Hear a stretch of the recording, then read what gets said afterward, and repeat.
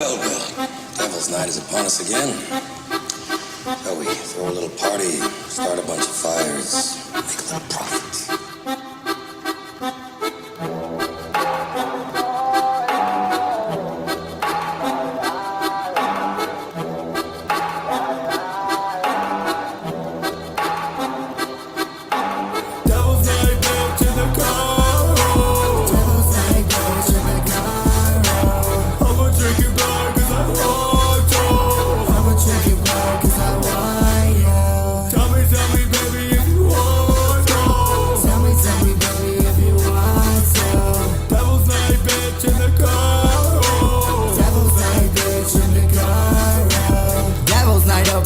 Y'all saw me hoes, they want this dick. You sacrifice, I cut your skin. That pussy drip. XOXO, no fuck you, bitch. I cry, you die, you choke, I spit. Burning down the city, bitch. That's 616, that's 616. When the wind blow now, bitch, don't make a sound. At the Folk Mansion, it's about to go down. With the candles on the ground, and fuck me up now. And the shadow people here, and there's crows all around. Whoa, you got your eyes closed. 7 red candles, now she's taking off her clothes. Midnight strikes and my skin is turning cold. Knocked 3 times, that's a sacrifice, oh, you got your eyes closed. 7 red candles, now she's taking off her clothes. Midnight strikes and my skin is turning cold. Knocked 3 times, that's a sacrifice, so Devil's Night, bitch, in the car.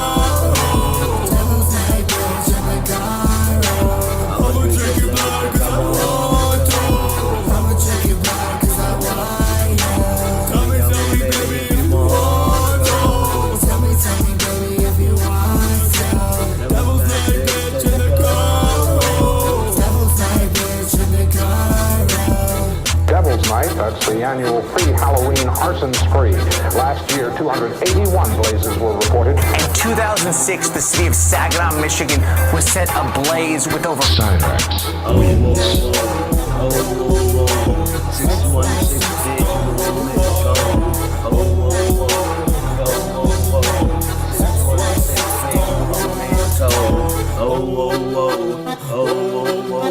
616 bitch roommate code.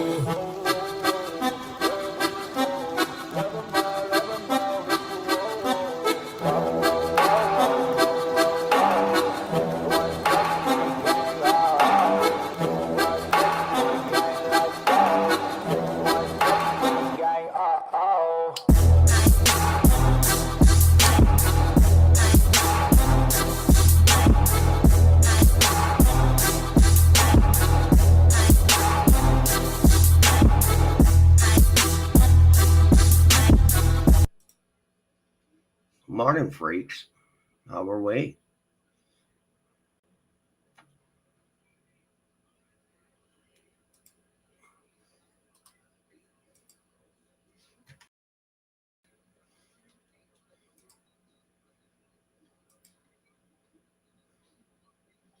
Oh, what is this? Hold on 1 minute. What is this? I like this. Oh, what did I do? Oh, I can't save it. When did he drop this? A year ago. Oh, well, we in trouble. Whatever. Off my screen. Morning, everyone.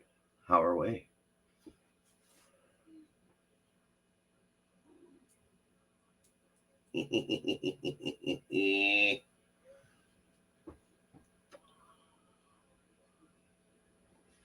What's everybody up to on this beautiful, what is it?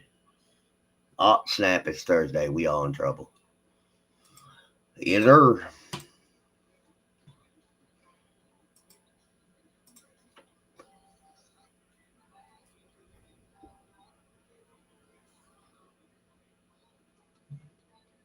Oh. What up, Bones? Ooh. Bones, bro. What you up to, bro?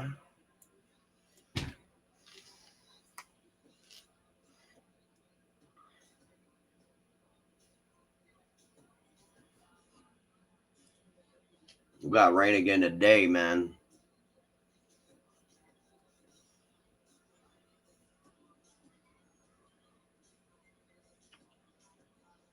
Broke as fuck and don't give a damn. Bones, what are you doing? Why are you up so early?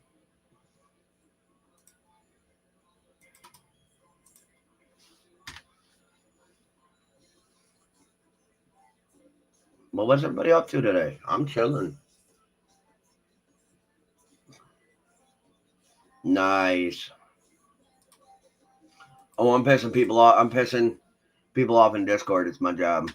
It's one of those fuck around and find out type things.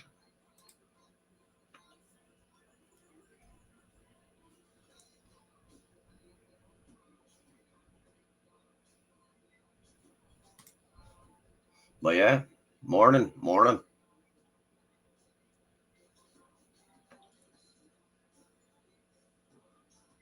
Ooh, the beat though.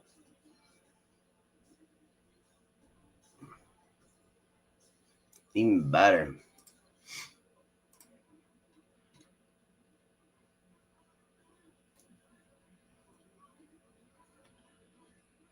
Now, here we go. One more time. Everybody's feeling fine. Here we go now.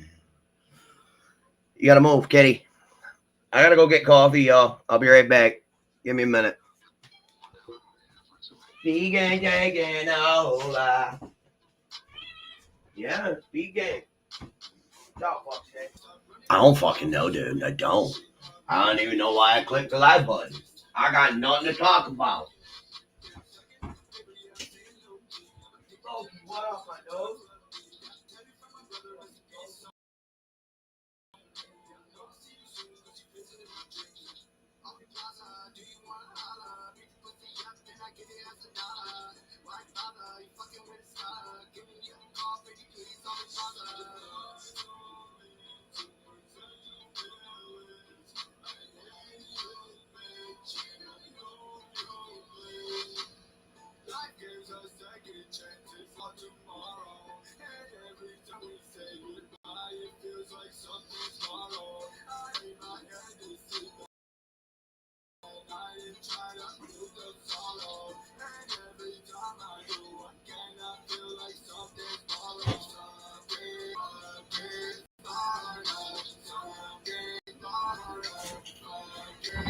Like, I'm not even kidding. I don't even know why I hit the live button, bro. Like, there's nothing to talk about at this second in life. I mean, I did my dirty promote yesterday. So, like, there's really nothing to fucking talk about.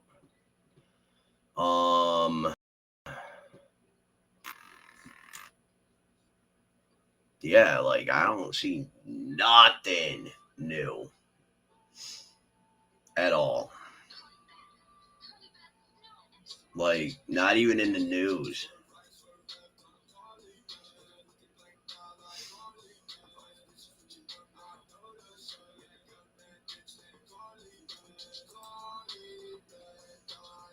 At all. Nothing new in the news.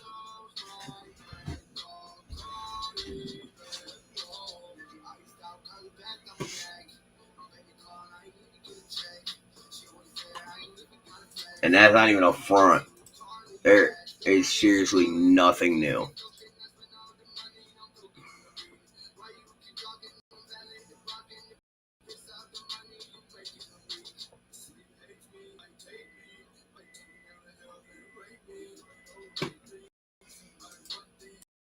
Like, I really don't know.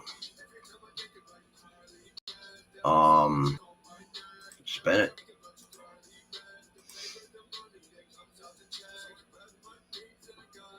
I'm just fucking here. So whoever wants to come up with a topic, come up with a topic, because, like I said, I got nothing.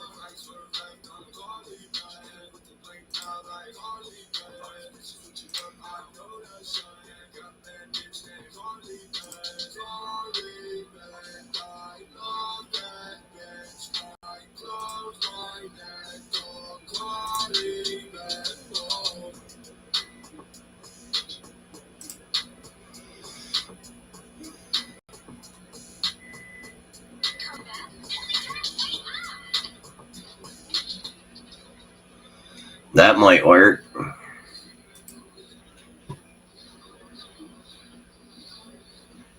I don't know. I literally have no fucking clue. So, if somebody wants to come up with something to talk about, say something, because I got nothing to talk about. I mean, crazy. I was crazy once.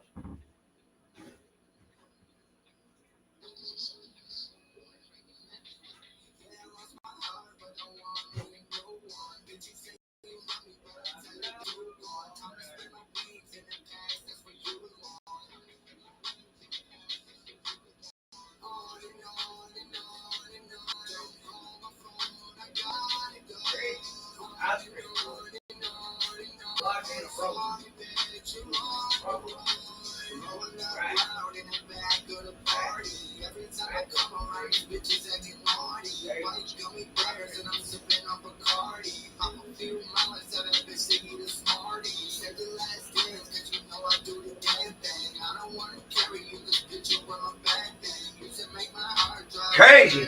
I was crazy once. They locked me in a room, a rubber room, with rats. I don't like rats. Oh, rats make me crazy. I was crazy once. They locked me in a room, a rubber room with rats. Rats make me crazy.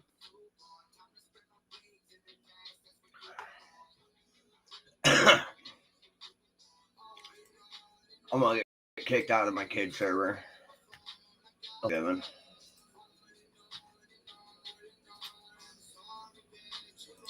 Fuck around and find out. Chaos.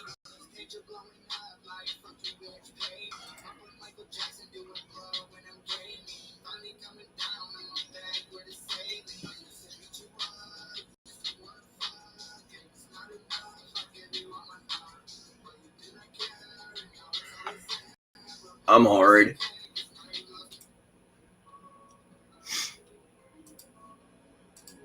What? Oh, let's see.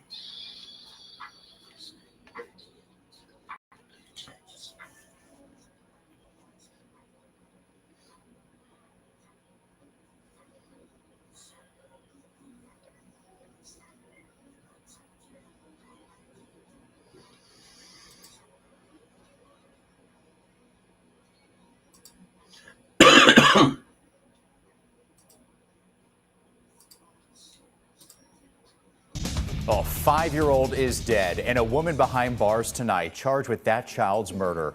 Andy Cordan has recently returned from Cheatham County with the latest. Morning. Andy. Hey there, Mark. You know, this is 5-year-old Turner Simpkins. Now, he died 7 months ago. And this past Monday, the girlfriend of the child's biological father was indicted for the murder. He was the sweetest, kindest, most gentle little person you could ever meet. This family member, who prefers not to be shown, describes 5-year-old Turner Simpkins as a bright light. Pretty cutest little blue eyes. He wouldn't hurt us so. He loved all his little characters, and he loved playing outside, and he was a daddy's boy. And on July 23rd, the child is found dead. The TBI now calls it a homicide, saying that the little boy died of chronic blunt force injuries and malnourishment. On March 4th, Shannon Elliott is charged with the child's death.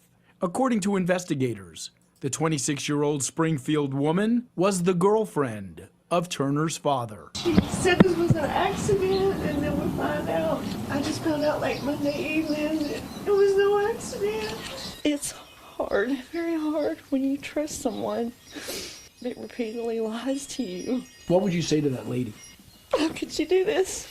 What did he do to deserve to be treated and tortured like that? Who can humanly I hope he's possibly all right, Susan. do that? Much love. Very sad story now. Shannon Elliott is charged with 2 counts of first-degree murder and 3 counts of aggravated child abuse, neglect, and endangerment. Let's send it back to you. And we'll follow that case, Andy. Thank you. Shannon Elliott is in the Cheatham County Jail on a $1 million bond tonight. $1 million? That's it? That's all you giving her is $1 million? Bro, do to her what she did to that kid. Sorry. Morning. I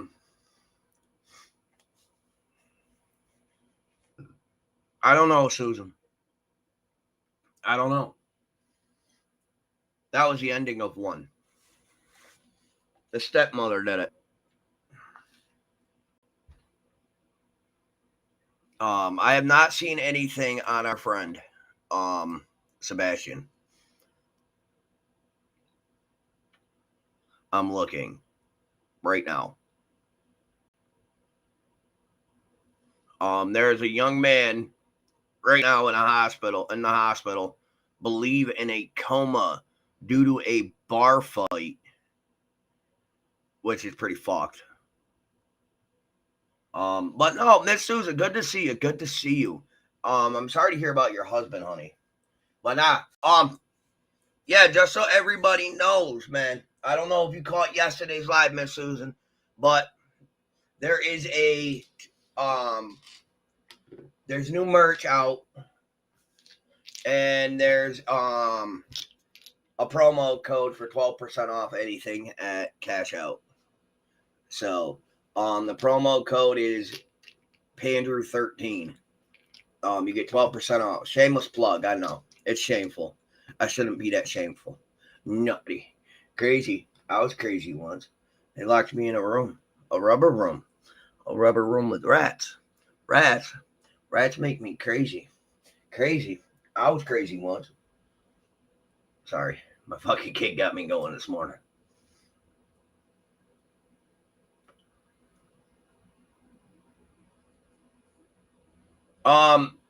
There should be a link in my bios, darling. Just so you know. I got fucking crazy shit over there.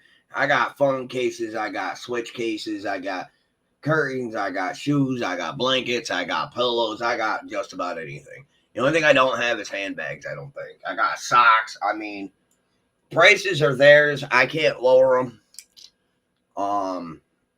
I can't lower them past a certain point because then they'll tell me, oh, you're not going to make anything, so you can't do this, which is fucking stupid because I prefer just to do it for free. But that's just me. Because I know it's tight everywhere. They scaled back. I did a whole live on it, darling. Give me a minute. I did a whole live on just him. Give me a second. Paste that there for now. Open it back up. And I tell you something. I'll get you the link to it. Give me a minute. I did a whole live stream on just Sebastian alone. I will give you it's a 2 hour and 8 minute live stream, but I'll drop the link to everything known from the news to this point. All right. Here you go, sweetheart. Everything known on that case from the perspective of the news is in that. And I have not seen anything since, but I am looking right now. Not now, right fucking now.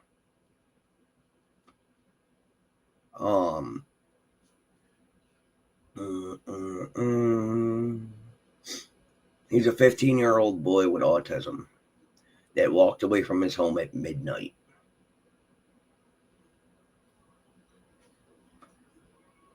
Around the midnight hour.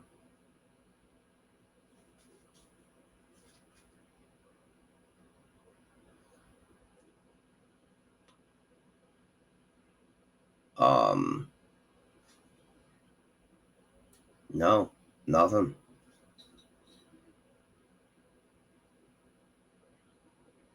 Are you fucking kidding me? They scale back the search efforts for him, and now he's not even in the news at all.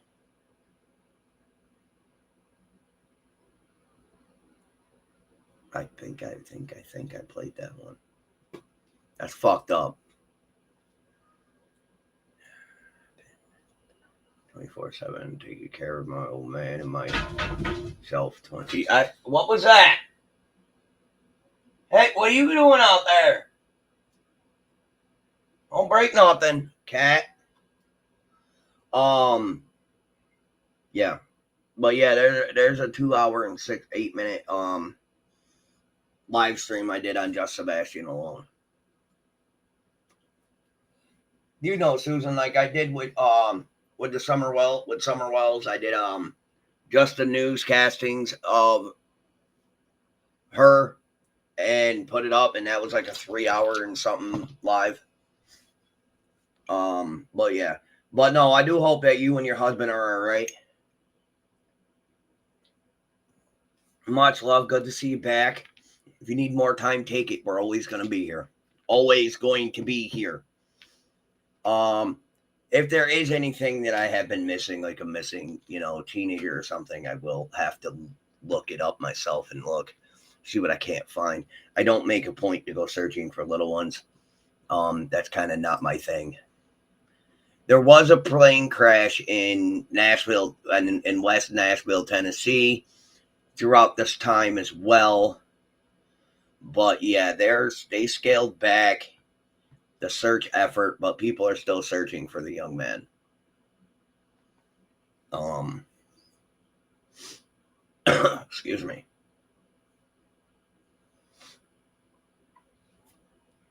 But yeah, I got nothing right now to talk about, and I don't care. Man in a wheelchair killed in crash. Jesus Christ.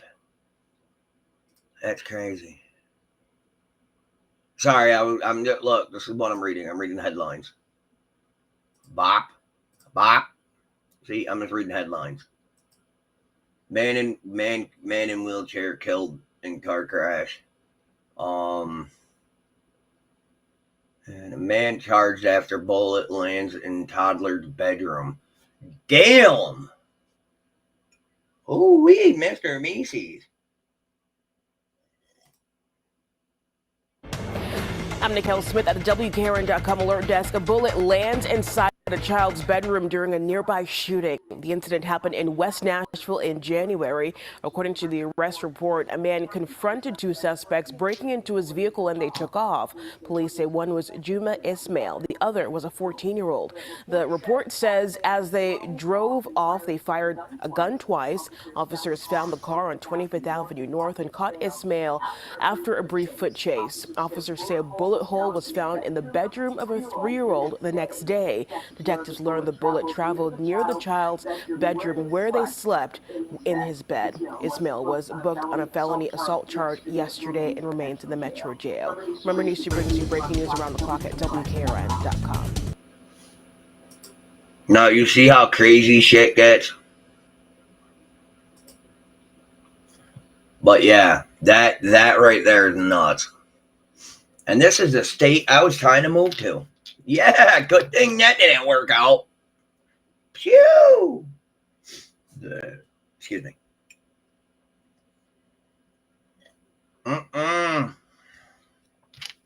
Brings Hallie up, brings Hallie down. That's just crazy, man. Like, no, thank you. Let's see, what else have we got? This is what I do mostly without anybody looking. I'm an asshole.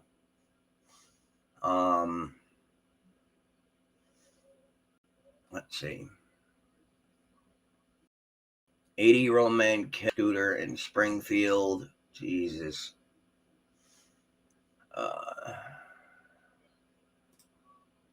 Nashville's most wanted fugitives turns himself in weeks after being indicted in a shooting and chase that left one teen injured. 18-year-old Amari Ramey is charged with attempted aggravated burglary, aggravated assault, and more. Ramey is currently behind bars in Davidson County. Arrest records indicate he is currently not eligible for release.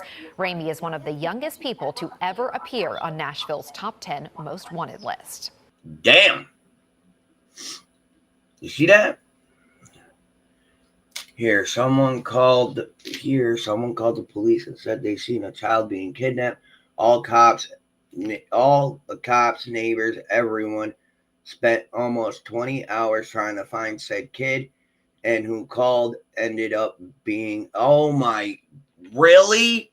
Like, listen, I'm going to say something. I don't care if I offend anyone, okay? But, dude, that's not a fucking joke. That's not a game. That's not hilarious. That's some dangerous shit to be fucking playing with. Some very dangerous shit to be playing with.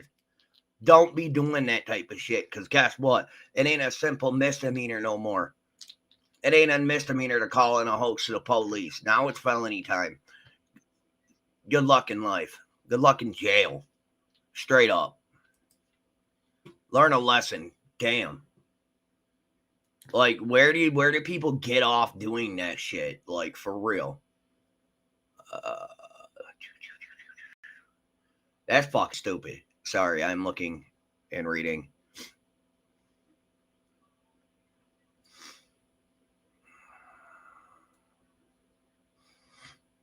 Yeah, there was a plane crash. Apparently there was a fire. Like, dude, what in the fuck is wrong with people?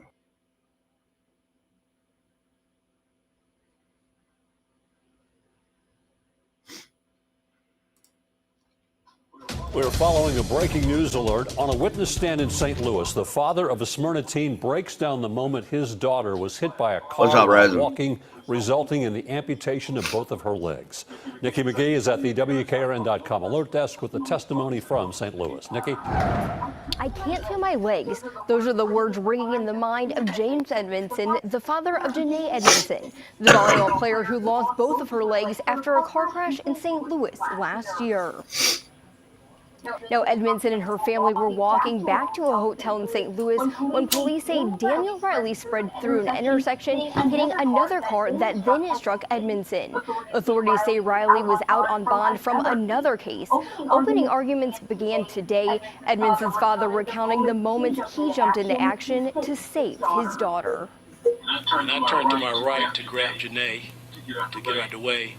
And then the only thing I know next is that I felt his car grazed my leg. He just snatched her out of my arms, out of my hand, and I was trying to grab her and enter against the car that was parked there. And as I turned around, this car was in the air. It was going.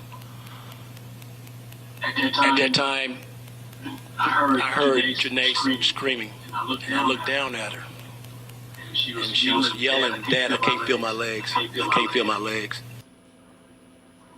Now, Riley is facing 5 charges, including assault and armed criminal action. He has pleaded not guilty in this case. You're fucking kidding me, right? You're joking. You're joking. You're fucking kidding me, right? What's up, Rosen? You're joking, right? You're fucking kidding me. How are you gonna put you...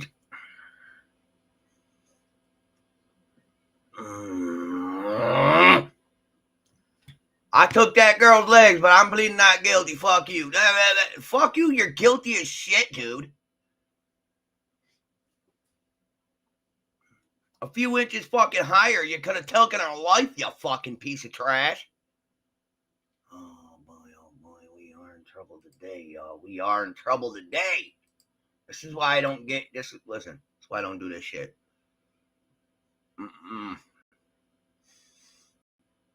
Excuse me.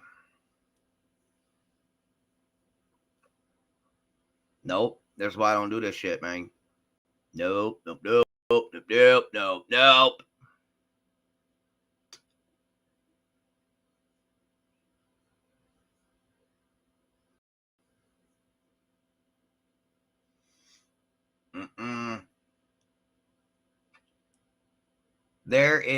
There was a plane crash. I'm trying to get back to the beginning of it when I first saw up here. If you give me a moment, y'all, I will get there. There was a severe plane crash during the time that I was going through and keeping eyes on the Sebastian case. If you give me a moment, I will get to the first point of mentioning of said plane crash. But yeah, dude, you need to rot in fucking hell, man. Like, I don't even give a shit, man. Like, you're a piece of shit. Like, how the fuck you gonna plead not guilty to something you know you fucking did, dude? How the hell do you sleep at night? Like, for real. Like, out fucking rages, bro. Can I tell you something? Alright, plane crash. Did I pass? No. Alright.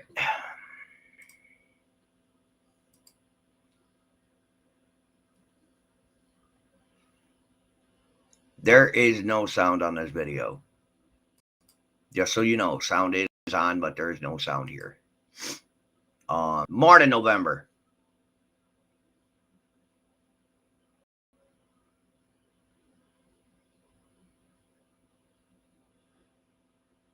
Yeah, so this is the actual camera that was there the night the plane went down. This is the highway camera. Highway to the danger zone. I'll get more footage of this if I need to. I mean, I don't give a damn. This is at I-40.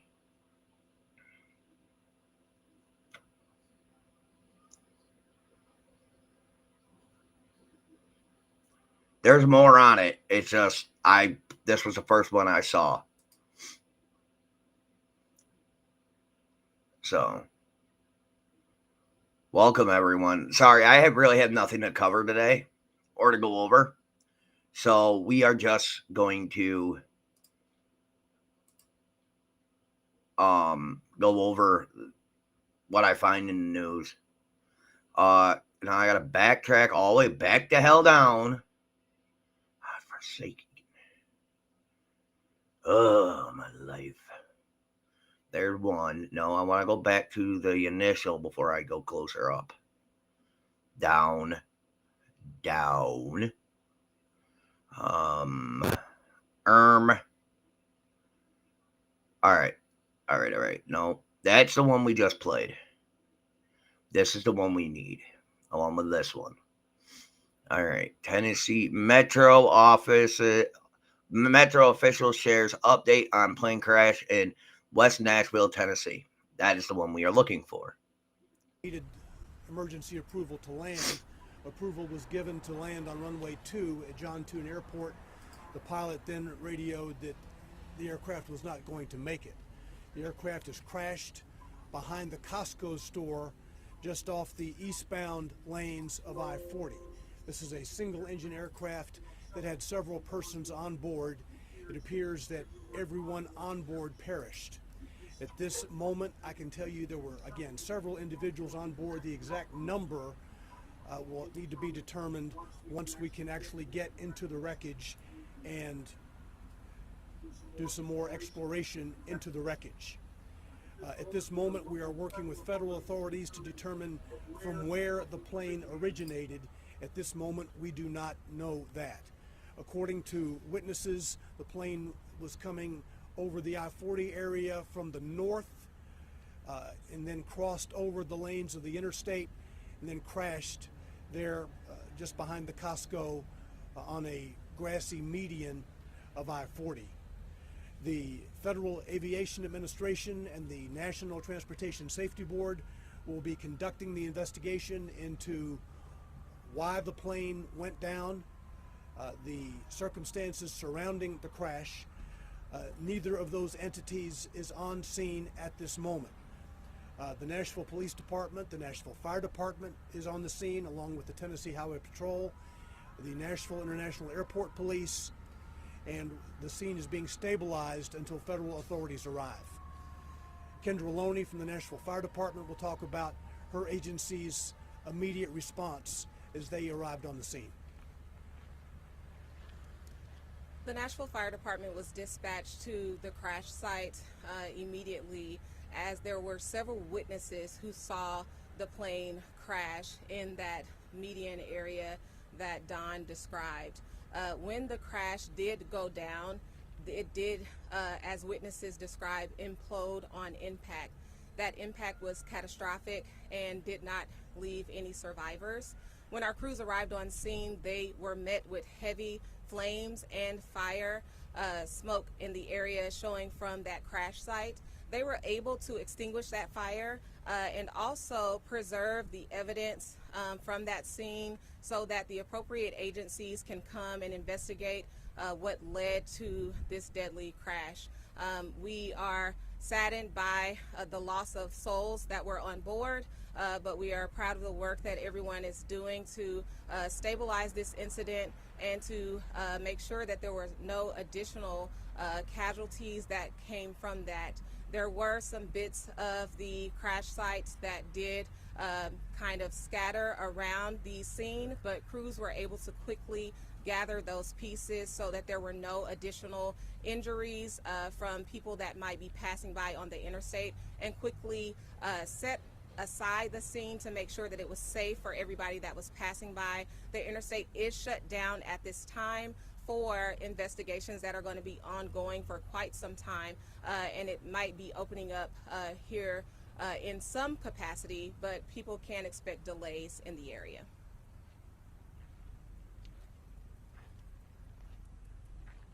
Again, the FAA and NTSB will be conducting this investigation. Neither of those entities is on the scene at this point. I believe the FAA will arrive at some time during the night. The NTSB may be a little bit longer. Are there any questions? Were there any vehicles caught in this crash? No vehicles were damaged. And I guess we are fortunate that the aircraft did not hit any buildings as it went down. It was just behind the rear of the Costco store.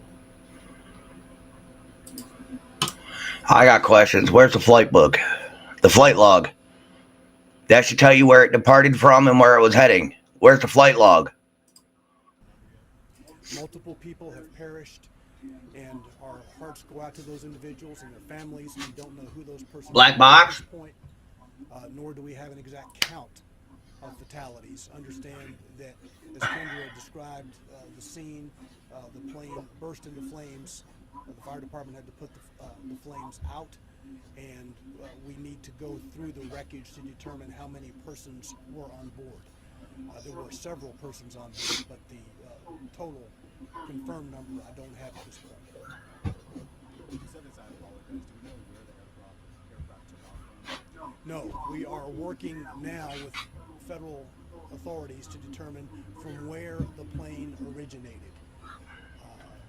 Whether there was a flight plan or anything such as that. Obviously, that's something the FAA and NTSB will be getting into in more detail. I just don't have that information at this juncture. And we looked for a tail number on the aircraft, and we don't see a tail number on the aircraft in the wreckage as it currently sits.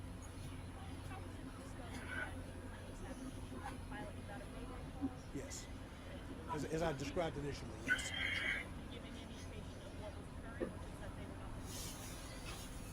As I said earlier, the plane, according to the pilot, the plane was experiencing engine and power issues. How long was it between when the plane initially made that mayday call and crashed? Well, it was around 7:40 that the tower received the call, and I think the first emergency response call to the emergency communication center was 7:44, so it was a very short period of time. Are there indications that he tried to set it down on the interstate, or is it just that he crashed on his way to town? Well, according to some witness information, the plane was obviously in distress as it was coming over the interstate right before it hit the ground. And again, Jimmy, coming in from the north, from the northerly direction to the south, he hadn't lined up as far as the interstate was concerned. I think he was having significant issues keeping the aircraft under control. I don't know that. I haven't heard the tapes. All right.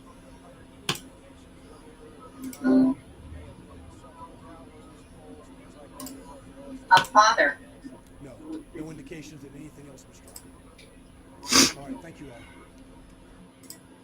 All right, we're gonna take a quick second from the plane crash. Something just hit my table. We're gonna take a look at this real quick, and I want your guys' honest thoughts. That's crazy. That's crazy. Wow, that's crazy. I'm working and trying to listen. Did he say private plane?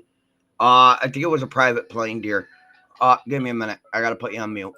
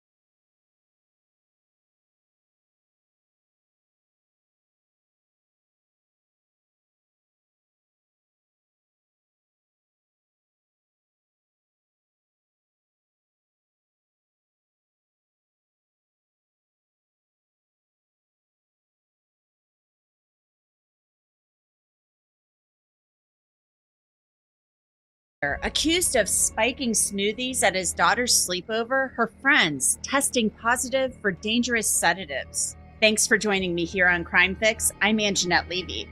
Sleepovers are something most preteen boys and girls look forward to, but this case just goes to show you can't be too careful where you let your kids hang out. Mike Maiden faces a number of charges in Oregon.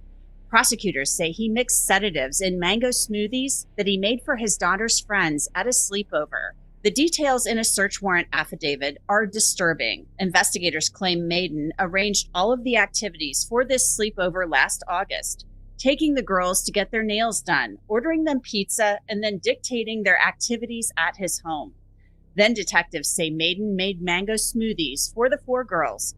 Each had a different colored straw, and Maiden insists that the girls drink all of the concoction. Thank goodness, one of those girls became suspicious. She described cuddling with one of her friends and said Maiden came to the basement a couple of times and actually took her arm from around her friend. One time, he put his finger under her nose to see if she was sound asleep.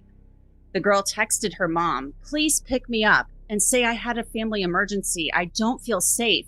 I might not respond, but please come get me. Please, please pick up. Please, please." The girl then texted a family friend who came to get her, and they returned to the home and picked up the rest of the girls. Detectives say the girls tested positive for benzodiazepines at the hospital. Those are sedatives that can be used to reduce anxiety, muscle spasms, and reduce seizures. For his part, Mike Maiden has pleaded not guilty to a laundry list of felony and misdemeanor charges, including causing another person to ingest a controlled substance. His lawyer, Mark Cogan, saying, "Mr. Maiden is presumed innocent, and we hope that people will reserve judgment until all of the facts and circumstances are known." With me to discuss this ultra creepy case is somebody who knows all about creepy cases. He's Chris Hansen. He's the co-founder of the True Blue streaming crime network. He's also the host of Takedown with Chris Hansen and also the host of the Predators I've Caught podcast. He wears a lot of hats. Chris, thanks for coming on. Thank you. First thoughts about Michael Maiden. Well, it's disturbing on so many different levels, Anjanette, and you know, it starts with the grooming process. I mean, here you've got a guy who has plotted this sleepover. He's had calls with the parents of the other girls. His wife apparently doesn't speak English, so he's controlled this entire event, taken them for manicures, all the things that young girls like to do, and then, according to the criminal complaint, drugged them and initiated a process of what can only be described as sexual assault. And so not only is this a horrific crime on its own, but it was a premeditated, planned crime to take advantage of these young girls who only wanted to sleep over and to hang out with their friends. It's just offensive and criminal and predatory on every level. It's completely predatory. And, you know, at this point, these are allegations, but the information in the affidavit here is so damning and so disturbing. I mean, you hit the nail right on the head with the grooming going on. You know, he takes them for a spa day, you know, the nails, and then they do little spa things in the basement, you know, things that girls like to do, especially maybe pre-teenage girls, you know, things that are fun for them. And so he's kind of softening them up. And but he's he was also able to, trying to control everything they do. Exactly. And that's, you know, what takes this to the next level. You know, it's all bad, you know, all of it. But it's truly one of the most disturbing cases I've ever seen. And to add to it, you've got the fact that he talked to each and every one of these parents. These parents did their due diligence. This wasn't just drop their daughter off at some sleepover where they didn't have a lengthy discussion with the parent of the child hosting the sleepover. There were a lot of discussions here. Promises were made, guarantees were made that these kids were going to be safe, that they were going to be chaperoned. And then at the end of the day, it was the victims, the young girls at the sleepover themselves, who were desperately texting their parents and friends of the family to come get them because they were afraid. This guy is creeping around and putting his finger under their nose to see if they're sleeping or awake. He's drugged them with anti-anxiety medication, according to the complaint. And God knows what could have happened had he given them more drugs. Is there a reaction? Is there somebody who dies? Is there somebody who's sexually assaulted? But this is the takeaway point, I think, having covered hundreds and hundreds of these cases over the years. The girl had the common sense and the courage, some of the girls, to actually reach out to their parents and call and say, hey, this is a bad situation. It's making me uncomfortable. I need help. I need to be picked up. And it goes to my absolute mantra in all these cases. Your best defense is the relationship and the exchange of information with your child. Especially if they're going to go over to a sleepover. I mean, you know, here's a guy who lives in $1 million home, has a job, is married. You think this is the safest thing in the world for your daughter to do. It wasn't in this isolated case. So if your daughter or your son is uncomfortable in any way, they have to be very comfortable coming to you and saying, this is a problem. This makes me feel weird. This isn't right. And whether it's an online predator or a predator. So I'm only going to leave that there for now because I may be getting copyright struck for going over that. So we're just going to leave that as is for the moment. I will go back. I will go through it myself personally and cut and clip and put what I can of it. But yeah, I did not realize that was an actual segment from Law and Crime Network, which is an actual TV channel. So I will have to go and watch that on a separate time. But I will, for those who want to finish watching, I will post this in the button. Where's my button? I'll post it here in the comment section for you guys. I just don't need to get copyright for that. As for you, Rose 419. So pandas are, yeah, okay, so whatever. Okay, you think what you want to think. I don't care. Because you know what? Where there is a negative, there was always a positive first. So you want to live and dwell on the negatives, you live and dwell on the negatives. Because you know what? I don't give a fuck what anybody has to say. My pandas are here to stay. And they're not going nowhere. And yes, oh yes, there will be more. Okay? You may think it, you may not. You may want to look at all the negatives. I don't. I'm not a negative Nancy, thank you. And I will never be a negative Nancy.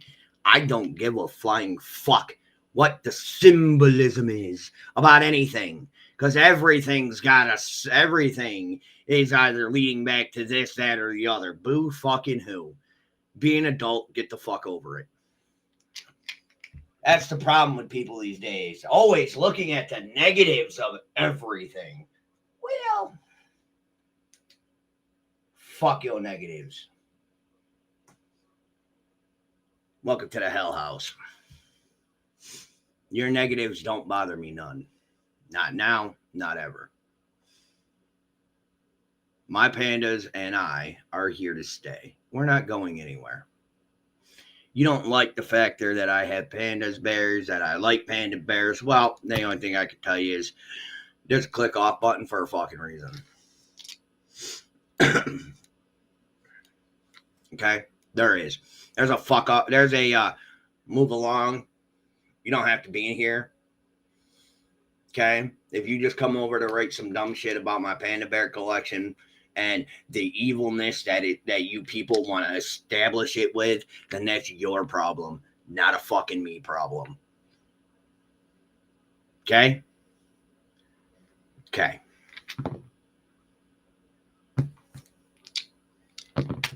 I don't give a flying fuck. But yes, then what then what is it? Then explain to me what it is. Explain to me what it is. I'll give you your time to shine. Explain to me what it is then. What is it? Because any symbol that anybody could come to me and say is a negative, there's evil behind it. Well, okay, fine. I'll go here and do a proper Google search, and you will see. Before it was taken as an evil symbol, it represented something good. Excuse me. Speaking of something good, my wife is calling me.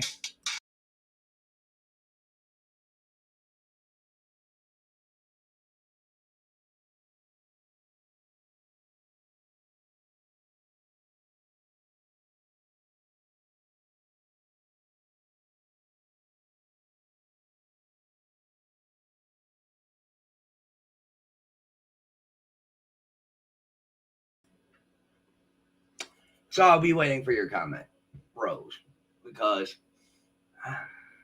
it's a fucking animal. Yes. Yes, it is. And I'm a fucking asshole. Yes. Yes, it is.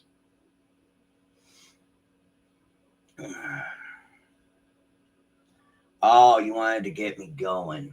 Well, it's quite okay. I don't know why people want to get me going.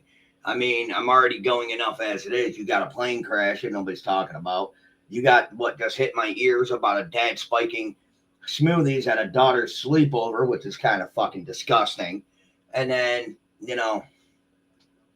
it's still nothing on Sebastian, which is pissing me off because he was all about the news, and then all of a sudden they scale back the investigation, and now he's nowhere to be found on the news, except for what I've already produced, which pisses me off. And then, Rose, and then you got fucking dirtbags. I will fucking say it. Dirtbags. Okay, you ready? You got fucking, where are you? Dirtbags. That's not what the fuck I hit.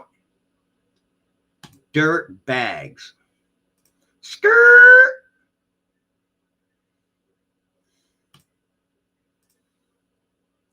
Dirt bags. They post shit like this.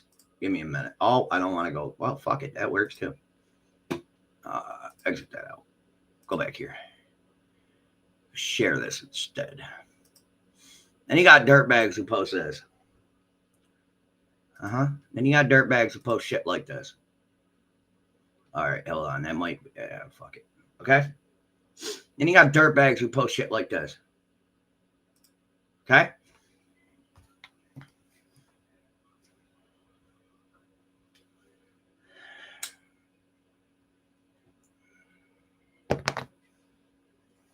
Then you got obsessed people that post shit like this.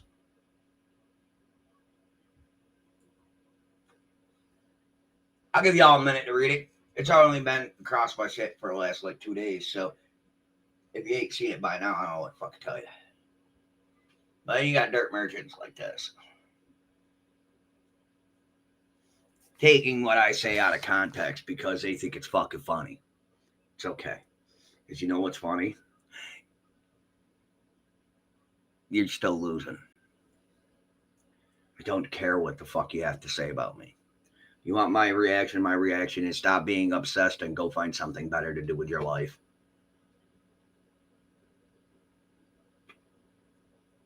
Okay? There you go. Now, I'm not giving this person any more of my fucking time. But my time is very limited and precious. I have other shit, important shit to do other than discuss that. Okay? Now, if you will excuse me, we're going to go back to the plane crash. The night of the plane. Ooh. Ooh, well, Mr. Macy's, I lost my place again. So we're going to go back to this. These are the type of people that aren't happy unless they are breaking someone down. Unfucking real. Concur. But we're going to go back to the plane crash because I want to know more. Hopefully you guys do too. So let's see. Okay. This we just watched. Was that the 7-minute? Yes. So we're going to watch this one. This is a News 2 breaking news alert. That breaking news, a deadly plane crash off Interstate 40 in West Nashville. In the last hour, Metro Police sent us this picture of the plane, saying several people died in that crash. Good evening and welcome to News 2 now at 10. I'm Bob Mueller. And I'm Haley Wilgus. Right now, Interstate 40 is closed eastbound just past the Charlotte Pike exit. Now, all traffic is being diverted at exit 201. News 2's Sarah Smith is joining us Morning, live, babe. not far from the site of the plane crash. Now, Sarah, what have you learned tonight?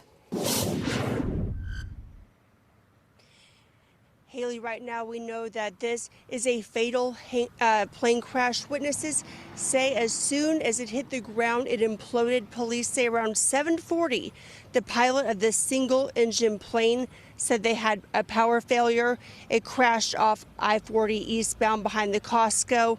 Investigators are trying to figure out how many people were on board.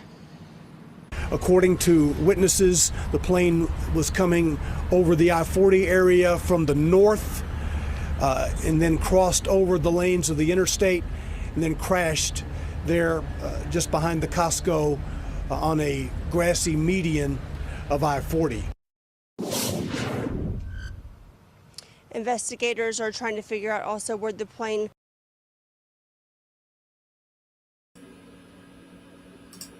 I'm sorry, say what, Purple Sky?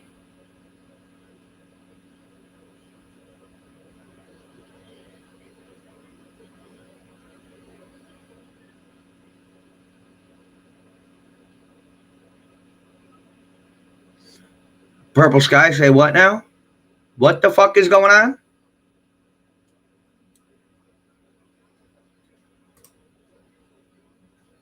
I'll leave that there a minute.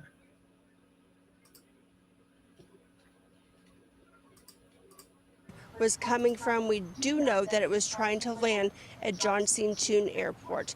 NTSB and FAA will be here in the next few hours. Live in Nashville, Sarah Smith, News 2.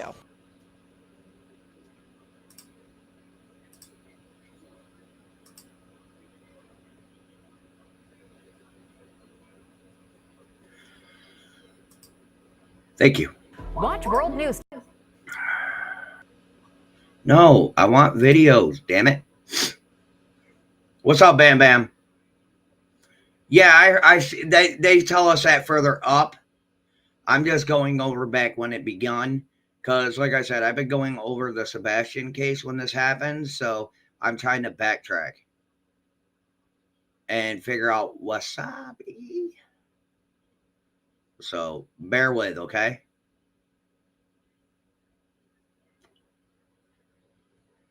All right, where are you? Where are you? We played that one. Now we play this one.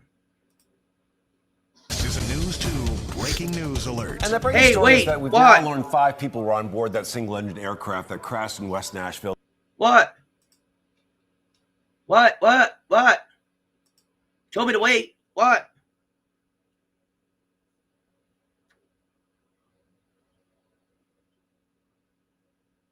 I need to leave that message for others to see. I needed to leave that message for that others see. Thank you. Okay. I don't understand what's going on, Purple. That's why I asked what was up. But I do have it at the bottom here. I was seeing on the news they found body parts in a park. I have not heard. Say what now? Is it the news station I have? Yes. Yes. That was sent to me. I just don't remember where. Hang on. Let me see. Thank you. That was sent to me. Let me see if I can't find it. But we're gonna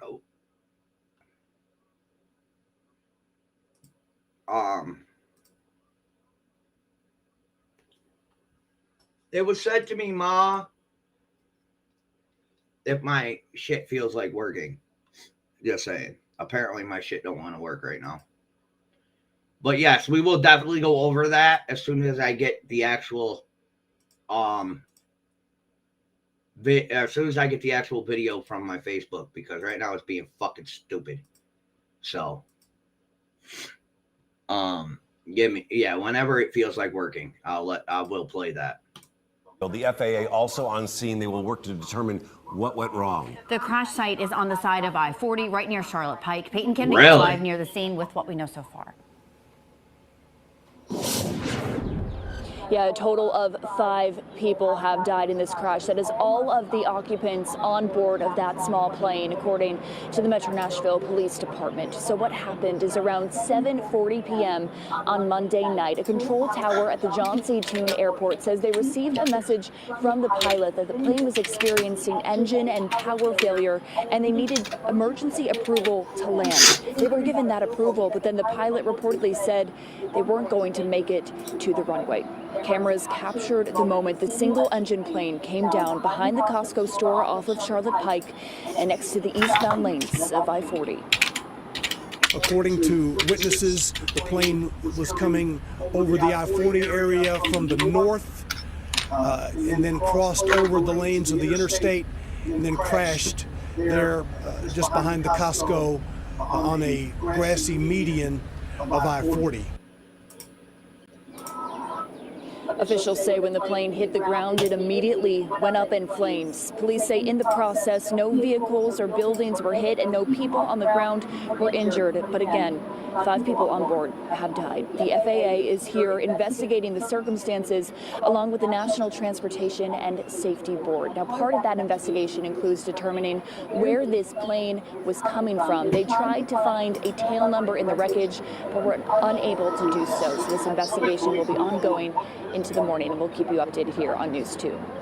Live in Nashville, Peyton Kennedy, News 2. All right, Peyton, it is a painstaking process. They will examine every part of that plane that's still intact right there. They'll listen to those final radio calls from the pilot to the tower, and they'll try to figure out exactly what went wrong. For more information, stay with WKRN.com, and of course right here on News 2.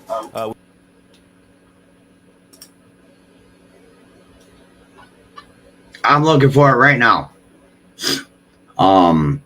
Give me a moment. I want to finish playing the airplane crash as well. If you give me a moment while I'm looking for the other, I will most indubitably find it. 5 people, 2 adults, 3 children are dead. A small plane crashed off I-40 last night in West Nashville. Earlier today, you could see the crews hauling away pieces of that wreckage.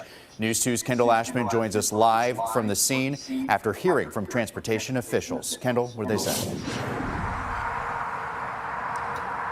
Yeah, Mark, well, the names of the victims have not yet been released, but we're told they are Canadian citizens who were coming from Ontario, Canada. Now, we're told they were coming southwest, crashing just right behind me. Now, this is video from the scene earlier today where you can see crews picking up the wreckage of that small engine plane. Now, we're just about 2.5 miles from John C. Toon Airport. Just before 8 o'clock last night, the pilot contacted the control tower at the airport saying they had a complete loss of power in their engine. But moments after, air traffic control declared an emergency. The plane crashed just off the interstate behind the Costco here on Charlotte Pike. Now, the National Transportation Safety Board says this is just the beginning of the investigation. We're looking at the human, the machine, and the environment. The human being, the pilot, his or her qualifications. We don't know who was flying yet, how many flight hours they had, how much experience they had in this particular airplane.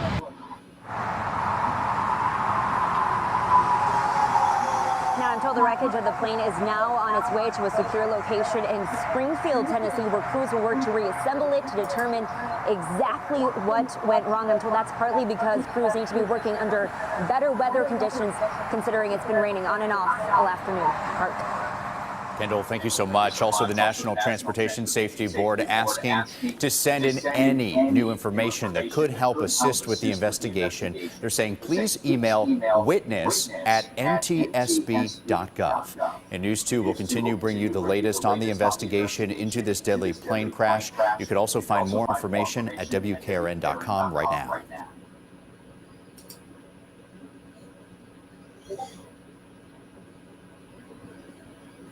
Hold on, I got a Discord.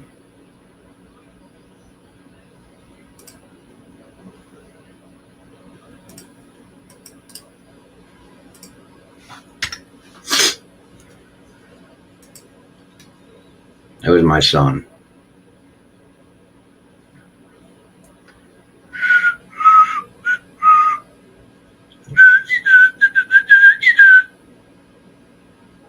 That's just fucking crazy.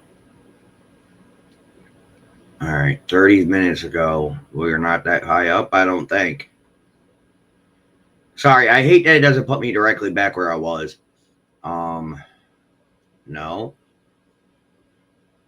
We don't care.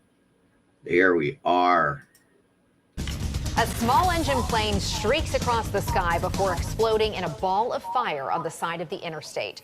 All 5 people on board died after the plane experienced catastrophic engine failure. We don't know the victims' identities yet, but the NTSB did confirm there were 2 adults and 3 children on board. All were from Canada. The wreckage was hauled to a facility in So now it's an Springfield where international investigators incident. will try and figure out what happened. News 2's Sarah Smith is at the WKRN.com alert desk with a look at that process. Sarah? Bob, sometimes this process takes 2 years. The NTSB finds out about the accident and heads to the scene. Investigators getting here in Nashville this morning. They say first they check the weather, flight logs, and maintenance records.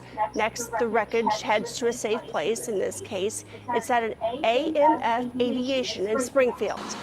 Myself and my party members are going to meet at the facility and do a wreckage examination where we're going to basically put the airplane back together in a 3-dimension format on the floor of the hangar, which can help us determine what actually caused the failure of this engine. Investigators write a report and it goes to a public board meeting. If that gets the okay, it's ready for public release. The NTSB says they also provide a safety recommendation. If the crash is determined criminal, NTSB investigators say they handed over to the FBI. Right now, no discussion of that in last night's tragedy. Thank you, Sarah. The 5 people on board that small engine plane had already flown thousands of miles before they crashed just minutes from their intended destination, the John C. Toon Airport. Audio transmissions reveal the moments right before the crash as the pilot realized he wouldn't make it to the runway. News 2's Mai Owens walks us through that. Mai. That's right, Bob and Haley. The NTSB confirmed today the plane left from Ontario, Canada. It made stops in Erie, Pennsylvania, and Mount Sterling, Kentucky, most likely for refueling. The plane was on its way to John C. Toone Airport when it crashed about 5 miles away on the side of I-40 in West Nashville. An audio transmission captured the last moments exchange between the pilot and an air traffic controller as it became clear the plane wasn't going to make it to the airport. Are you trying to land at John Toone? My engine turned off. I'm at 1,600. I'm going to be landing. I don't know where. Do you have the airport in sight? Straight in runway 2. Straight in runway 2 at John Toone. Do you have the airport? Yes, I have the runway inside. November 5 Alpha Tango, runway 2. Runway 2, clear to land. I'm too far away. I won't make it. Amazingly, police said no cars were damaged and the plane didn't hit any buildings on the way down. No one was on the ground that was hurt either. Haley. Thank you, Mai. And we are continuing to follow the investigation into what happened, and we're still waiting on the victims' identities. We will share all of that information on WKRN.com. That's sad. Damn. Dude was like, listen, bro, we ain't making it.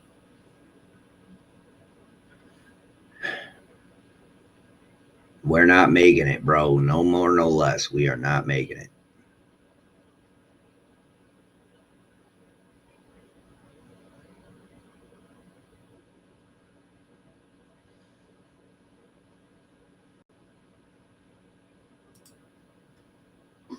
Now, News 2 at 5. I think I played this one. Are you trying to land at John Toone?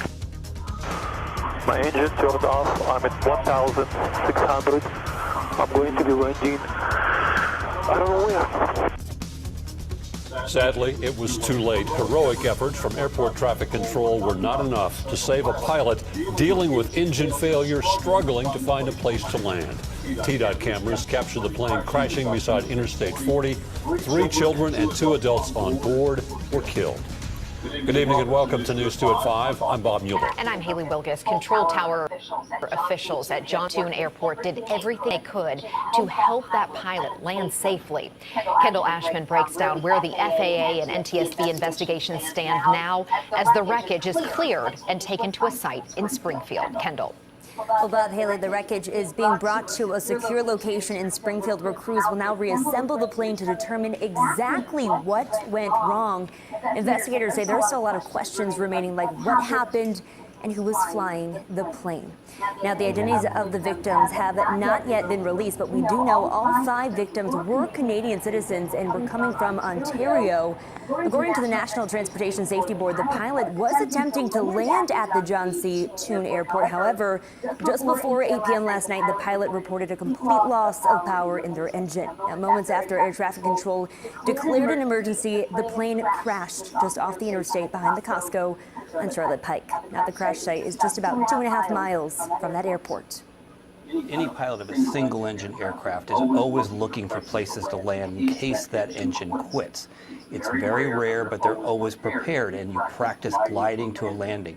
The challenge for this pilot in Nashville was that it was night, and he was trying to find a new airport. He passed over the airport he intended to land at, lost the engine, and had to make a U-turn, come all the way back around, and the only place he could land was potentially on the highway.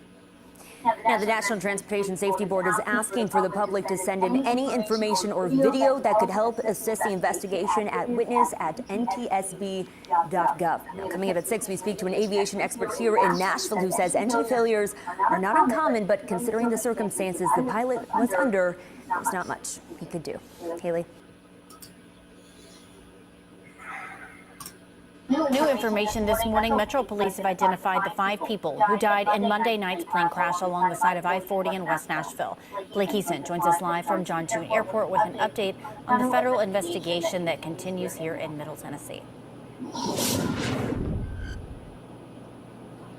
Hey, good morning to you, Nikki. Yeah, that family of 5 all the way from Canada traveling here in Nashville. They were desperately trying to make it here to John Tune Airport when their single-engine aircraft began to experience power and engine failures. Unfortunately, they did not make it. And this morning, we are now learning the names of the 5 family members on board that flight. Metro Police identified them as 43-year-old Victor Donsetko. He was the pilot on that flight. His wife, Rema, and their 3 children, David, Adam, and Emma. All 5 family members died when that plane crashed on I-40. Officials are now giving us an update on the investigation, and truthfully, they're just saying there is no rush when it comes to an investigation of this magnitude. We don't have the luxury of rushing things and then making mistakes along the way when you rush and you don't gather enough information. That's why it takes a while to get these reports done, because again, like I said yesterday, it's a holistic process from beginning to end. And you know, at the end of the first week or 10 days, I will have enough information to formulate and write a preliminary report, which you know has the factual information that we know of presently that we can prove.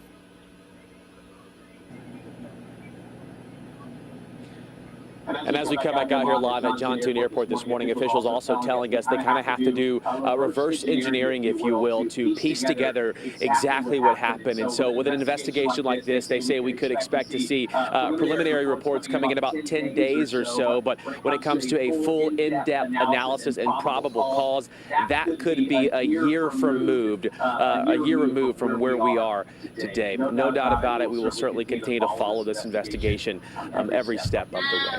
Reporting in Nashville, Blake Eason, News 2.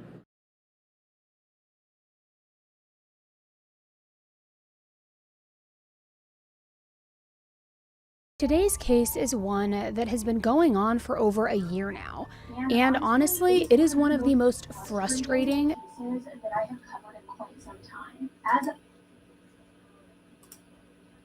But first, another gruesome discovery in Suffolk County. A female head, along with an arm and a leg, all found in the same park where a man's arms and leg were found yesterday. So disturbing. Newscopter 7 live over the scene at Southern's Pond Park in Babylon. That's where the search continues right now for the potential of more body parts. Investigators, of course, trying to figure out who were these people and exactly what happened to them. Eyewitness News reporter Pedro Rivera joins us live from the scene in Babylon. Pedro.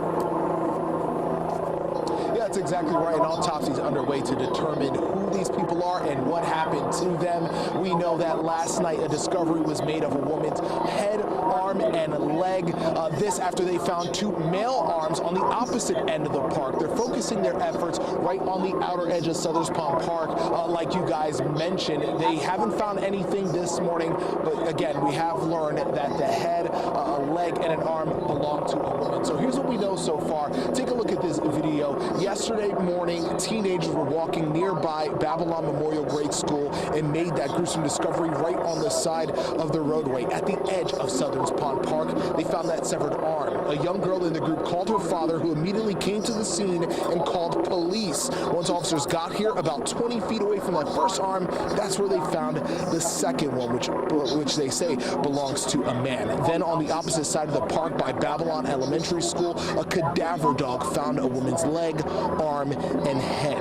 Parents, they tell Eyewitness News at the school immediately notified them of the investigation underway. They were understandably very nervous about what was happening here, but at a press conference just about an hour ago, detectives tells us that the bodies, they weren't here too long based on the conditions. They couldn't have been out here too long, maybe a few days, even hours. We do not know the ages of the victims, but we do know that they are adults. Police tell us that the male arms do have tattoos on them, so they're searching through databases, hoping tattoos and DNA testing can help them identify and eventually lead them to find out more information about exactly what happened. Now, the female arms do not have any tattoos on them. Detectives told us in that press conference that this is a large wooded area, so they are searching, but that can present some problems. You know, this park goes straight through Belmont Park. You know, vehicle access is not permitted, but vehicles can drive through the park. So, like I said, depending on the search today, we'll make a decision on what we're going to do with the interior of the park.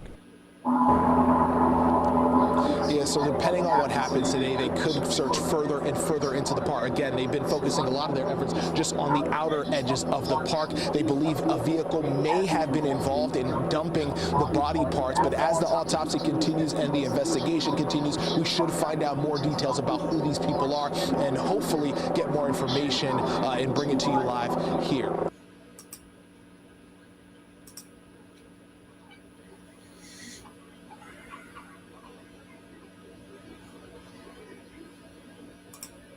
And with that breaking news on Long Island, police have made arrests. Did it overnight in the case of those body parts that were found in a park in Babylon. Long Island reporter Shantae Lands in Amityville, where a total search warrant was just carried out. Shantae.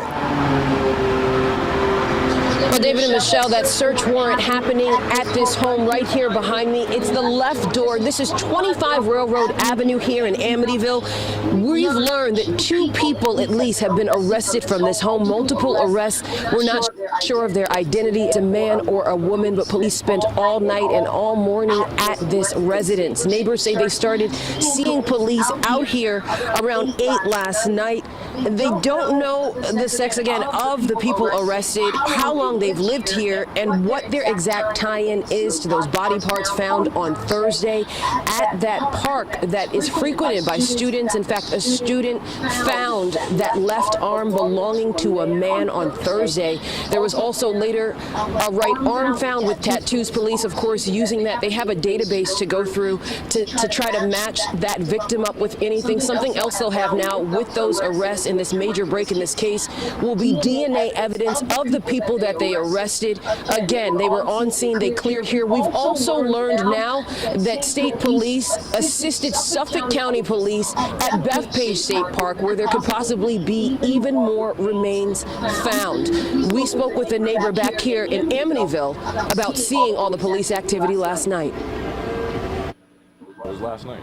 It was just SWAT team, and the whole road was blocked off, mobile centers, a lot of detectives, and that was pretty much it. They were like in full, like here when they shoot like tear gas and stuff.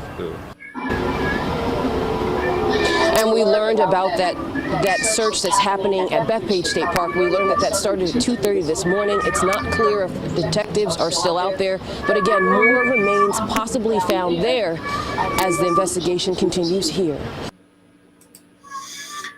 Oops, hit the wrong buttons, whatever. But yeah, damn. But I know I've seen that fucking place before. On YouTube, through YouTube, a different YouTuber was walking through that area talking about how dangerous that park is. I just don't remember the motherfucker's name. Well, thank you, Bam Bam, for bringing that to light. Yes, I am.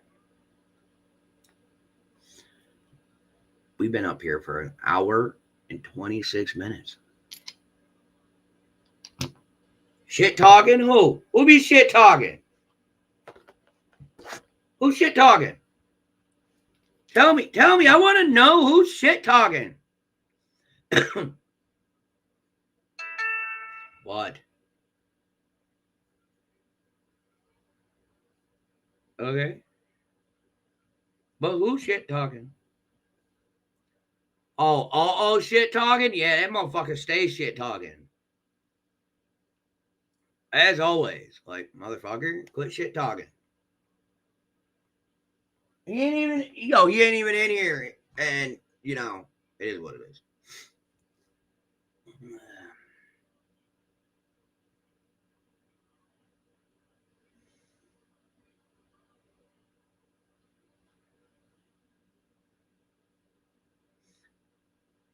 But I know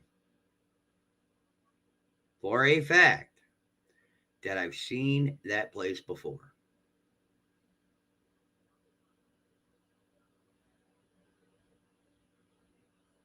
I just don't remember where.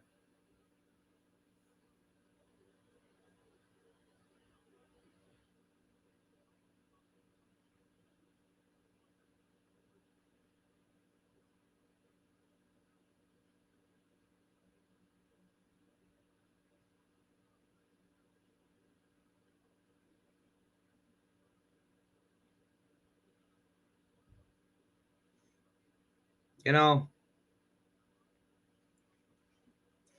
I could say some shit. I really could say some shit. I could. I could say some shit about an insinuation about things. And I don't want to, because at the end of the damn day, yo, it is what it is. I mean,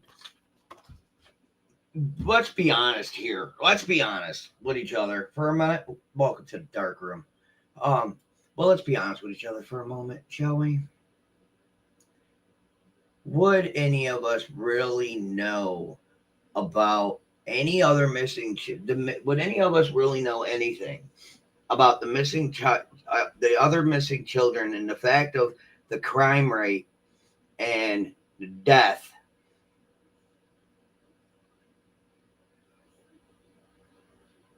that goes on in Tennessee if it wasn't for the Summers case? Just saying.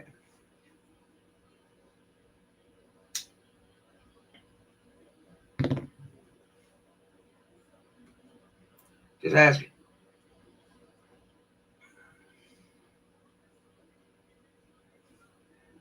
I lost my other one.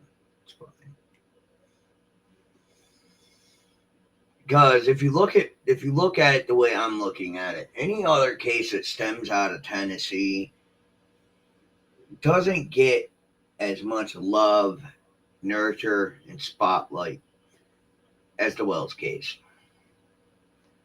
Now, I don't know about y'all, but that's pretty fucked up.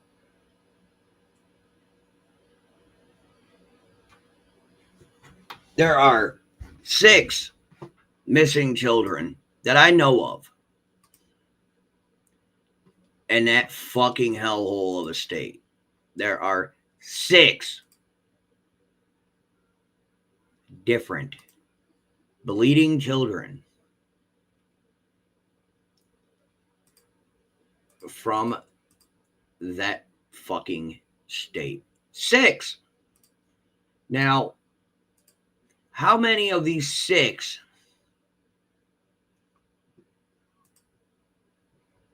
would actually be known about or spoken about or has been spoken about outside of Summer? Huh? How many of these other 5 have been really talked about? No, I did not. But how many people have gone over all the rest of these children and gave them the amount of spotlight one child has? Riddle me that one, will you?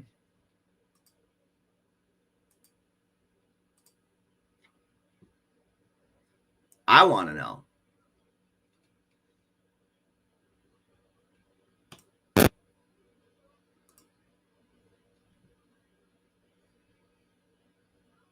And I don't care who I piss off.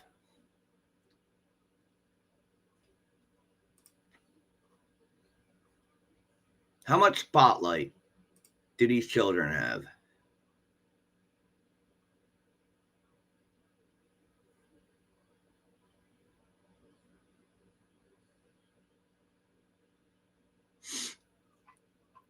That's what I want to know.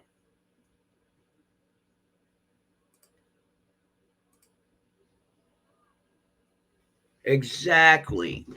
Exactly. The only one that everybody seems to give a flying fuck about, even though everybody says, oh, I'm for the kids, I'm for the missing children. I call your shit. Were you interested in missing children's cases before the Summer Wells? I was interested. Listen, my peak is basically I'm interested in just about anything and everything. It don't matter. Look at this morning. I had nothing to go over. I went over the plane crash. I went over body parts being found. Anything that piques my interest, I like.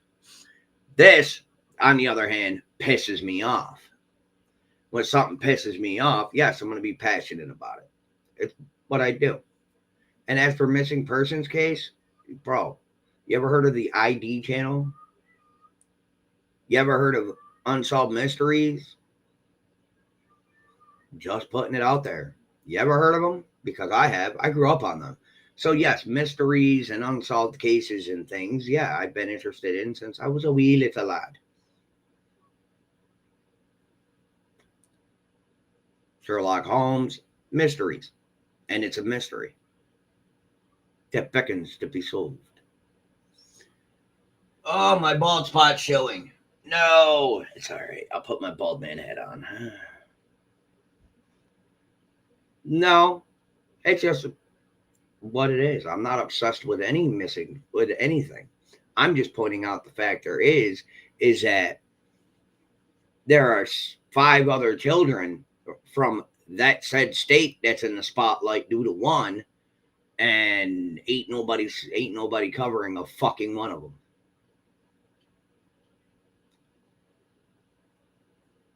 What? A quick 1 minute, a quick second through a live about mentioning one person or another, about mentioning one child or person or another, and then that's all that's it? Like, really?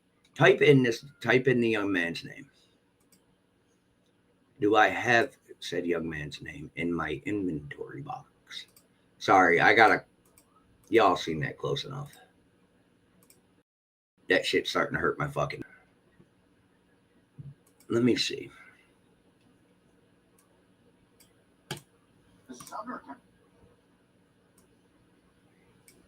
Take his name, copy it, slap it over here, paste it.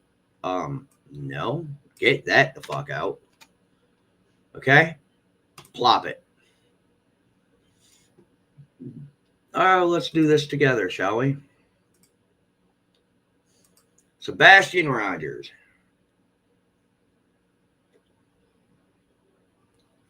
Parents. News.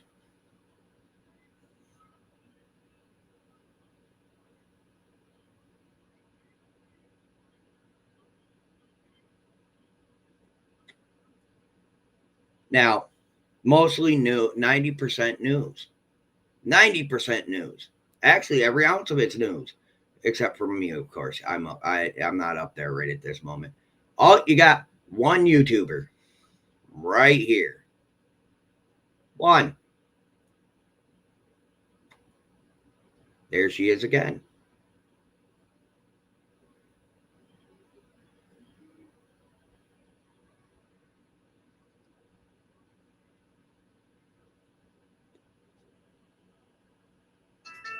I don't see.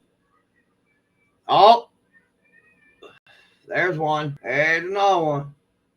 So what? All together, 3 of us?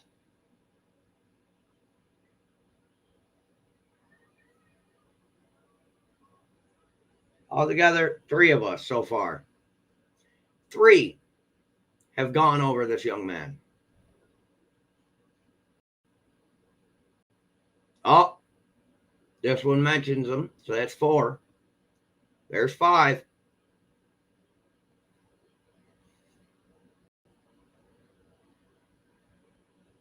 Oh, there's 6. Nope. There's just 5.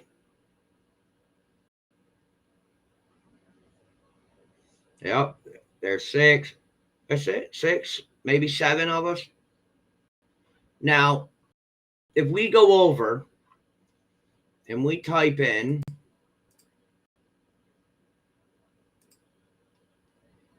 look how many people go over the Wells case. Look how much spotlight one case has compared to another. What the actual fuck is the goddamn difference? Oh, am I offending people? It's okay. Lisa K covered 5 or 6 of us, yes. All right, thanks, Lip. So there's about 7 or 8 of us that covered it. Lisa K, good on you.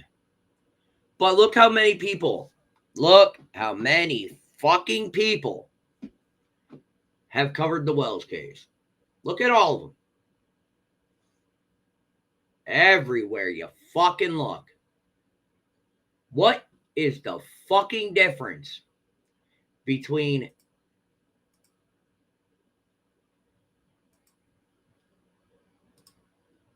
either of them? What is the difference?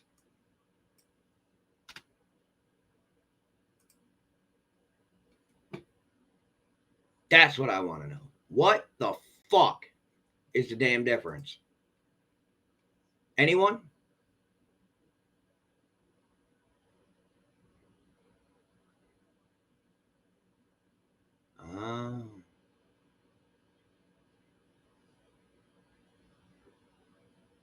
That's the difference. So there has to be drama for a child or a teen, nonetheless. A teen. A missing teen. There has to be drama. There has to be drama for a teen, an autistic teen, nonetheless, to have as much spotlight as the Wells case? Are you fucking kidding me? Hi, Orion. Hi, baby boy. I see you. How you doing? What you doing, baby boy? I know, these people are fucking out their damn minds. So, that only goes to one simple factor. And I'll say it. I don't give a fuck.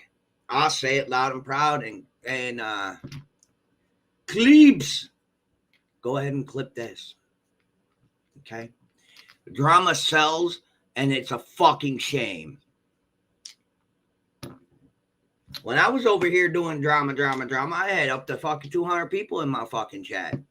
Hot damn. Now that I swore off the drama and the bullshit, be lucky if I get 50. It's okay. I don't mind. I don't. But this shit right here is bullshit. No one missing should have more spotlight than another. But it's all right. Y'all are just going to do you. It's okay. I don't mind. So do you. Okay? Oh, and yeah, just do you. Because in all honesty, there's no drama to be had other than the truth. And if you want to fight and argue over the fucking truth and cause drama out of nothing, then y'all motherfuckers need your heads checked.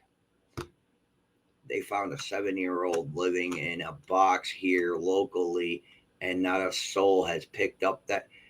Really? Yo, you want to email me where I could find that, and I will go over that as well. I don't mind. I really don't. Because you know what? I think it's complete, utter bullshit. Complete, utter fucking bullshit.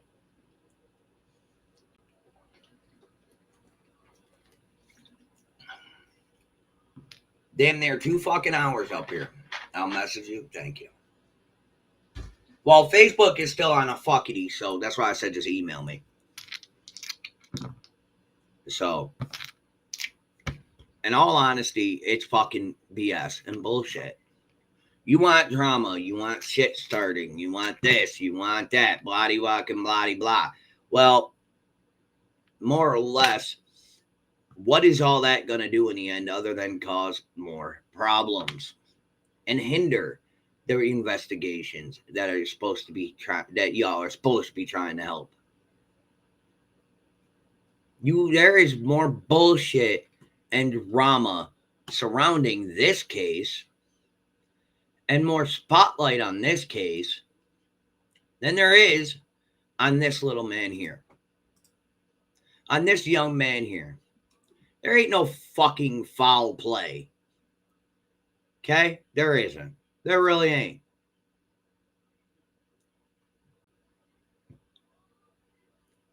It's fucking ridiculous.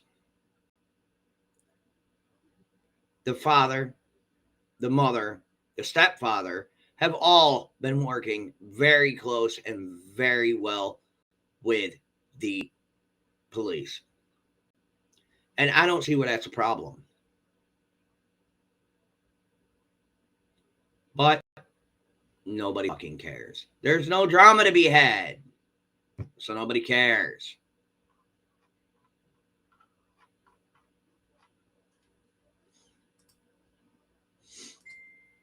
I hear you. I hear you.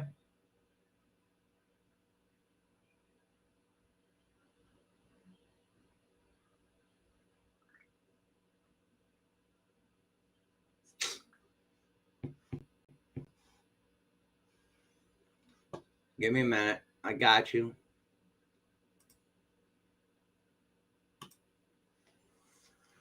Can I tell you something?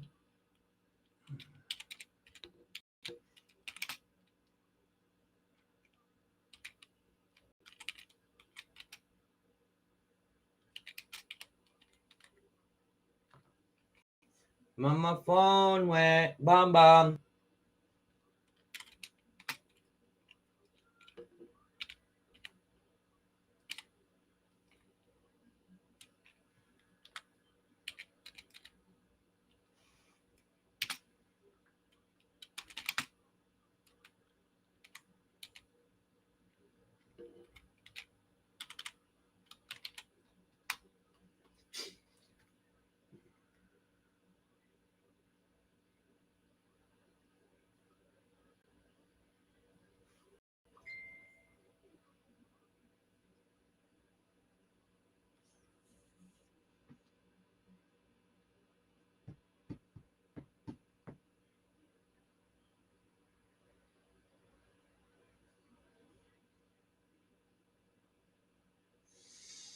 That would be fucking awesome.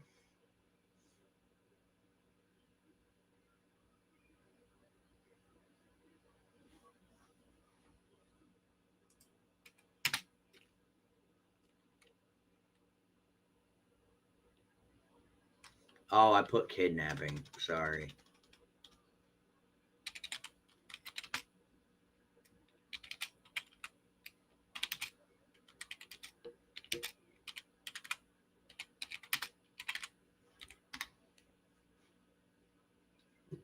I got it. But yeah, that'd be awesome if you could. I know you're listening and also as well. Thank you.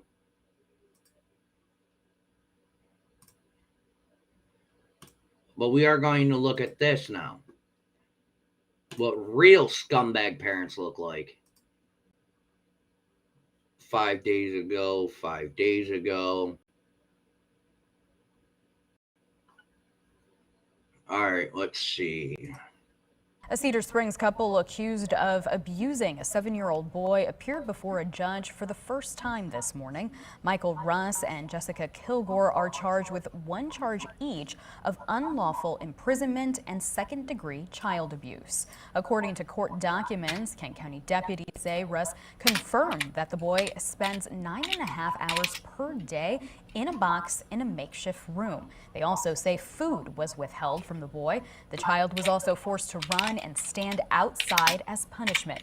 Documents also say the boy slept on a 4-inch piece of foam. Deputies did not see any blankets or pillows in the room. Both adults are being held in jail on a very high bond.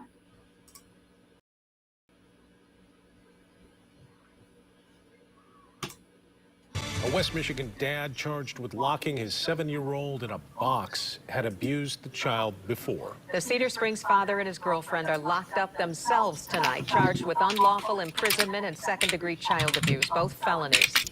Target 8 investigator Susan Samples pulled court documents today and is here now with what we know. Susan. We learned today that the dad, Michael Russ, served 1-year probation after pleading guilty in 2018 to misdemeanor child abuse for hitting the same child, who's now 7.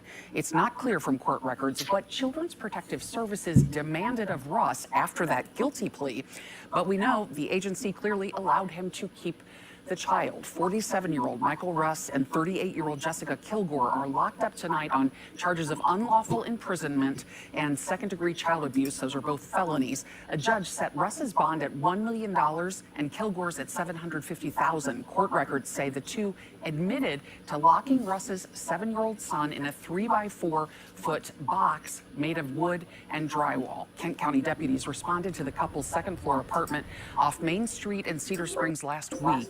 Court records say the box had a locking doorknob, but no windows, nor blankets or pillows, though deputies say the couple admitted the 7-year-old slept in the box, spending 9.5 hours inside it daily. Russ also allegedly admitted that the two forced the child to run, to stand outside in the cold for punishment, and withheld food from him. Court filings say Russ and Kilgore either admitted or were observed striking the child with open hands and closed fists as well. Russ and Kilgore are scheduled to be back in court for the next step in their criminal case in mid-March. Yo. Really?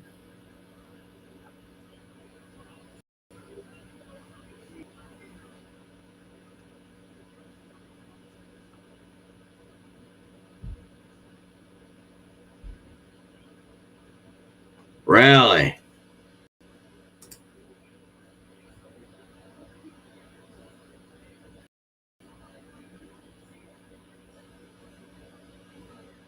You got a minute? Come up and talk about this?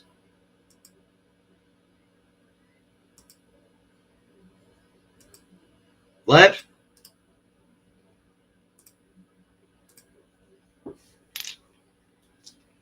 You got a second to come up? All right, I dropped the link, honey. Playing with my dice. Playing with my dice. My D12, my D20, and my D7. I'll fuck with the best, bro.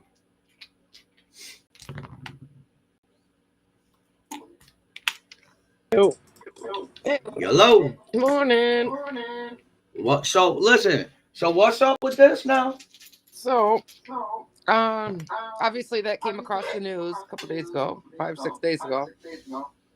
We have an echo. Yeah. Hang on. Let me switch it off my thing. I got you playing on the main speakers. Let me put you back in my headphones. There you go. Yo. There you go. So my girlfriend I took a kid in to have surgery 2 days ago, and Okay. you know, like I said, she got some teeth pulled. And my girlfriend contacts me and says, like, dude, I own those apartments. I'm like, what do you mean? Like, what are you talking about? She's like, I own those apartments. I'm like, I don't know what you're fucking talking about. And she tells me, she's like, the boy in the box, the makeshift room, blah, blah, blah, blah. Because they even built, like, you know, that makeshift room, and they had him in some kind of, like, crate type box that they made. Jesus I guess. Christ. I'll say allegedly, because I haven't gone and seen it yet, and they haven't showed it yet. So, and she's like, I'm on my way there right now. I'm like, well, I don't watch the fucking news. You need to explain more, you know? And she's like, well, you know, a couple days ago on the news, there's this 7-year-old boy found in a makeshift crate type box in a makeshift room. She's like, I own those apartments. I didn't realize when I watched the news that it was the apartments, because she just recently took over a bunch of trailers and apartments and shit like that of one of our friends we have in common, because he's like dying and shit. Oh, wait. So she was given this building. Yeah. And she didn't know anything much about them? No, not yet. So we're gonna go over there because she just recently got these places to take over these places or whatever as rentals. And like, you know, we haven't been able to go in, like, because there's so many of them, we haven't been able to go in all of them. We haven't contacted all the owners yet. Like, a lot of them we have, but that one's like a couple towns over and not, like, you know, the adjacent town. So we just haven't been there yet. Come to find out, that's where, you know, that happened. And because once she's seen the apartments or whatever on the news there that day, that's when she realized, oh my God, those are the ones that are mine or hers, you know. Yeah. But so she went there 2 days ago, and everything's there. I guess they took the box the kid was in or something like that, or tore it down. Evidence. Yeah. Evidence. Yep. And they took some other things as evidence, but the place is just there, wide open for anybody. Not really wide open, but like she went there and closed it all down. But it was just open for anybody to get into and do whatever to. But I guess there's all those close neighbors there because it's apartments and Yep. And the boy would be outside running around as a punishment and would have to stand outside in the cold, with barely anything on. Jesus. Yeah, and like everybody around they had to have seen that. I guess some of them knew about it, but they just decided not to do nothing. Like, I don't really know. So I'm gonna go find out.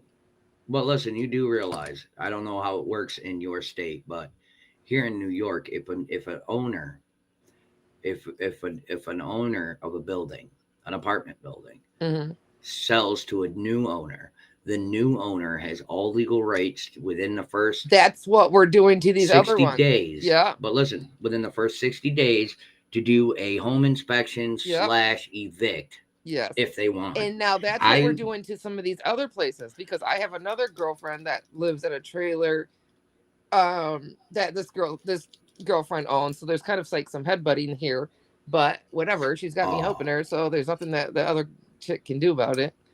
But but that's what we're doing. We're able to go into these places. We have shut down 2 of them because of water lines and sewage or water lines and something else. I don't know. I think it was just water lines in one. Yeah. And then, unsafe electric in another. But yeah, and we haven't gotten that far yet. But now that they're in jail, we got to see what the next step is that we can take. But we are allowed to go in there, I guess. I guess she contacted law enforcement the other day too and was like, look, I got to get into this place. And they said, go for it. You got the key. Yeah. But listen, here's the thing. If I was her, not being an asshole. We don't want to touch nothing. No. I'm saying if I was her, I wouldn't quite frankly worry about that particular apartment right now because you really can't do anything to it. Right. Outside of if there's faulty wiring or it needs new pipes. She can do a 20 because of the case. She can do. I looked it up. She can do a 24-hour eviction, whether they are there or not. Which is something we might have to do. But I would get rid of those who saw something and said nothing. You don't want those type of people. You don't want those type of people around fucking new tenants that happen to have kids. I didn't think about that. We talked about the other, but we didn't. Yeah.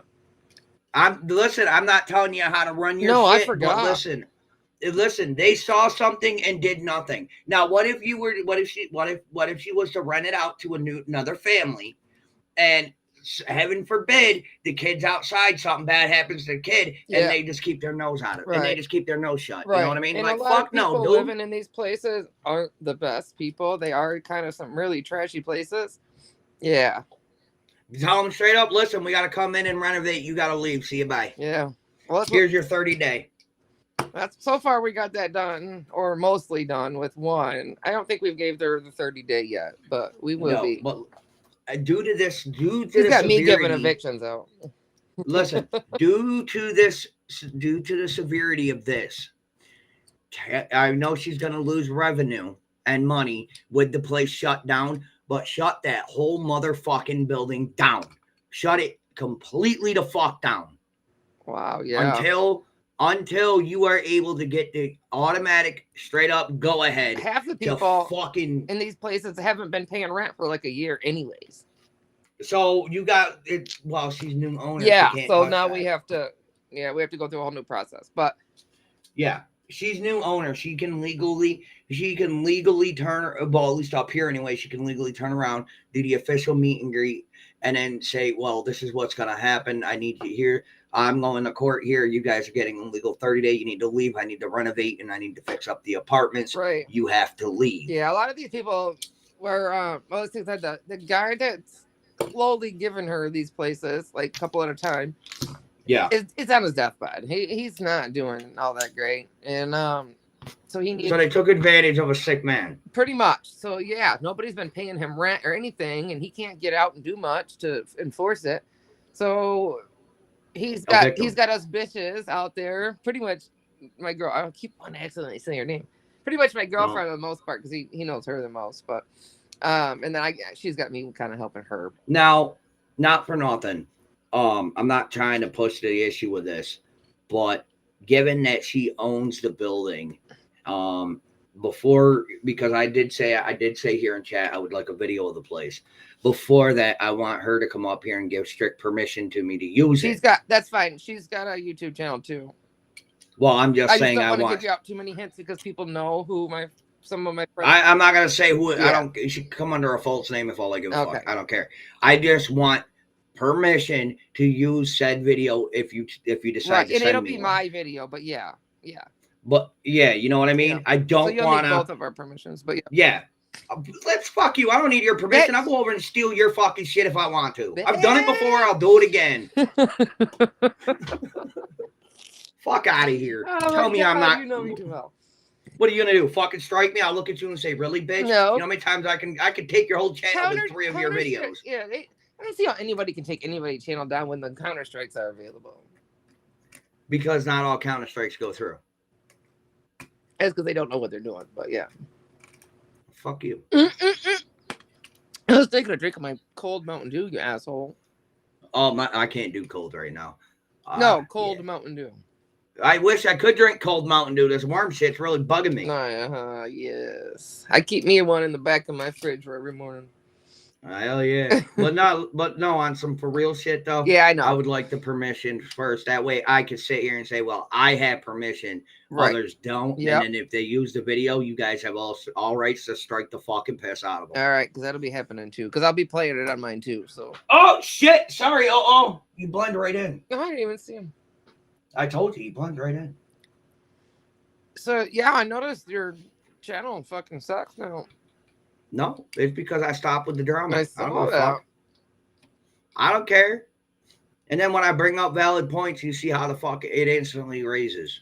Yeah. How? Well, that other stuff wasn't really worth getting into, anyways. Kind of glad you stepped away from those recent people that did that. Because they're all over everybody's ass right now. Well, they could be all over everybody else's ass. Yes. Fuck off and leave me alone. Right. Did you watch Tiffany Marie yesterday? Nope. I'm not subscribed to any of them anymore. On any of my channels. She did. I fucking dumped them. She did a tell-all, and she's taken AB to court for sexual harassment and other things. She compared it. I don't really like her though. No, I don't either. But if she got something big with legit proof, I mean, allegedly, that's what everybody's been saying anyways, that he's been kind of sexually harassing her offline and online or whatever. I can't allegedly. say anything. Yep. I don't. Allegedly. Don't know. But none of us cared. I mean, everybody liked AB more. But then again, I just don't know. You can't allow one to do it and then support one, and not the other, or call this one this. Like Mama T did a live the other day. I had to shut it down. She tried to do a live talking about how all pedos and RSOs need to have like the death sentence and shit. So I went in there and reminded her that her father is an RSO. Well, it all changed then. Well, he did his time and he's better now. Shit. Oh shit. Yeah, it don't happen that way either. You don't get to pick and choose who you want to die and not. Nope. Yeah. But no, I figured you pop something that says something about it. I'm like, wait, what the fuck did I miss? Because I've been going only me and a handful of other people have been going over to Sebastian. There's a couple case, YouTubers that are from Michigan, one. and one that she's not here no more, but she's definitely from here and born and raised, and she normally covers Michigan cases too, but she's on either the Sebastian J for Justice. She's on some other kick right now. Maybe it was Soto's. I don't quite remember. I don't know, but I still don't understand I'm still not getting it. Why one deserves more light than the other. It's fucking stupid.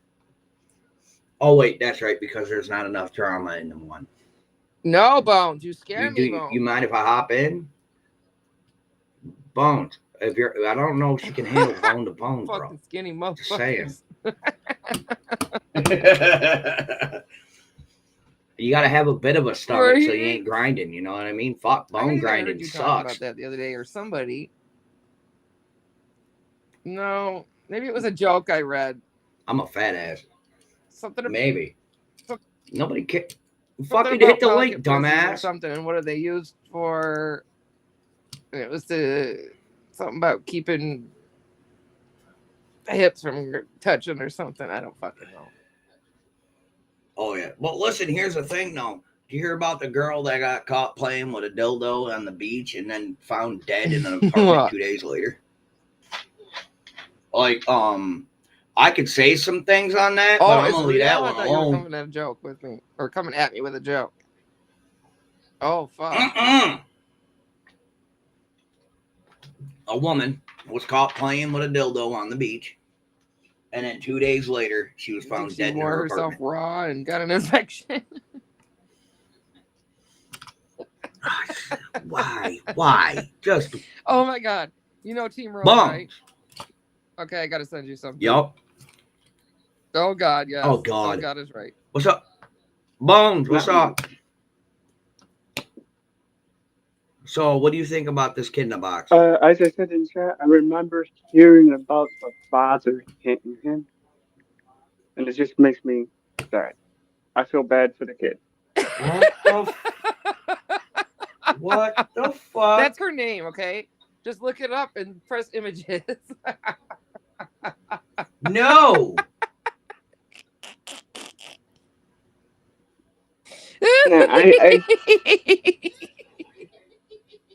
No. Dude, unsend that. No. Yeah. That's Team Rose? No, just the first couple screenshots I grabbed just from looking. Just from searching the name. Yeah. No. Dude, no. That comment I sent you came across her shit. Well, it came across PCTs, I think. And I was a mod in there, so I took a screenshot and then I deleted it. Because I usually try to take a screenshot of something before I get rid of it anyways. Because I always get bitched at. And I thought later on somebody else made PCT said the same name. Called Rose the same name. So I'm like, wait a minute. So I remembered the comment said, and I went and looked, dude. I put her name and then the word nudes, and I pressed send and images, and then oh my god, I was dying. Bro, I don't want to see floppy sausage tits. They were okay? like eggs. Like fuck. Like, bro, they hang so low, bro. She's She's lifting stepping her on arms them. way up, trying to get them to not be so low. You know they got that thing called an Invisibra for a reason. You said that right when I was taking a sip of coffee and almost made me choke on it. Fuck, dude, no. Bro, they weren't joking when they said that. There's a lot of or just hearing you talk about it just reminds me of the song. I don't know that any of those are attached to like apps. I think they're just out there. Should I listen? Should I just be an asshole the next time she's live and say, "Hey, where's the stripper pole?" Wait a minute. Do I see booty pictures there too? No, I don't need to see a fucking. She's completely. I don't. Oh my god, who's taking these pictures? Panda. Broads in Atlanta. Mark. Thought Hub. Okay, so they are on. Oh my god, there's no. I have to delete that before my wife takes my phone, bro. Like fuck no. I don't need to see there's Bush in my phone. I don't want to see Bush. While you edit, delete it from your brain too.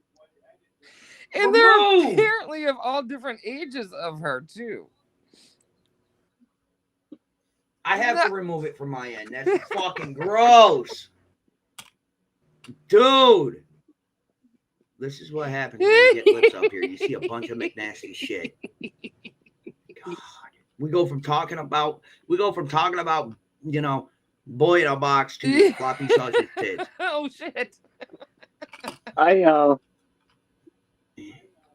Should we say, hey, so that's where Jordan Bush went? He's Why would you want to do such Listen, a thing, though? he's I under don't know. he's What's up, under Bones? there somewhere. George Bush is under there somewhere. Yeah. George Bush is there somewhere. They probably Oh, made shit. Hey, Mark. Bro, I gotta turn on the white light for this shit. Motherfuckers need Jesus over No. here. That shit creeps me out. I gotta turn the holy light on. Why do Motherfuckers this need with her Jesus. face in it, though? I Why know, do it it's at under all? stuff like camhorse.tv, mypornvideo.tv, X hamster. Oh no! What the fuck is this shit? She got paid for it. Oh, okay. She did it for money. Or somebody put them there, right? Either that or she's my a cam girl. You better join now. Yo, Oh, listen, fucking Linda, shit. listen, that's fucked up. Yeah, that's fucked. Libs, why is it every fucking time you come up here, it's something I'm full new? of surprises. Bones, don't do it. You don't want to you see do. flappy grandma arms. I finally got whitelisted for that server that my cousin owns. Oh, you finally got off ban, huh? I never You in a server I never got saying naughty words. It's the game. It's called Days. It's a post-zombie apocalypse game. Mm-hmm. Yeah, I don't play it. It's It's stupid. survival too. It's kind of like the mixture of 7 Days to Die and Rust. 7 Days to Die is better. But Hey, we already had problems with a couple people in the server. Somebody drove up to my cousin's base. We were building like a garage area for our cars, and rolled up, honked the horn, waved at my cousin. So my cousin went to go from party chat on the PlayStation to game chat. What? By the time he did this, the guy shot him but didn't kill him, and then took off. Nice. So we had a guy. I lost a person. So we had a guy search where he logged off from the game. Yeah. So we went over there, and we were told that the base that we were close near to was his base. All right, in the server, but a group of people, only allowed 2 Hummers, 1 military truck, and you can have as many cars as you want. They had 6 Hummers, 3 military trucks with the canopy on the back. Yeah. So they were going around, they were destroying the.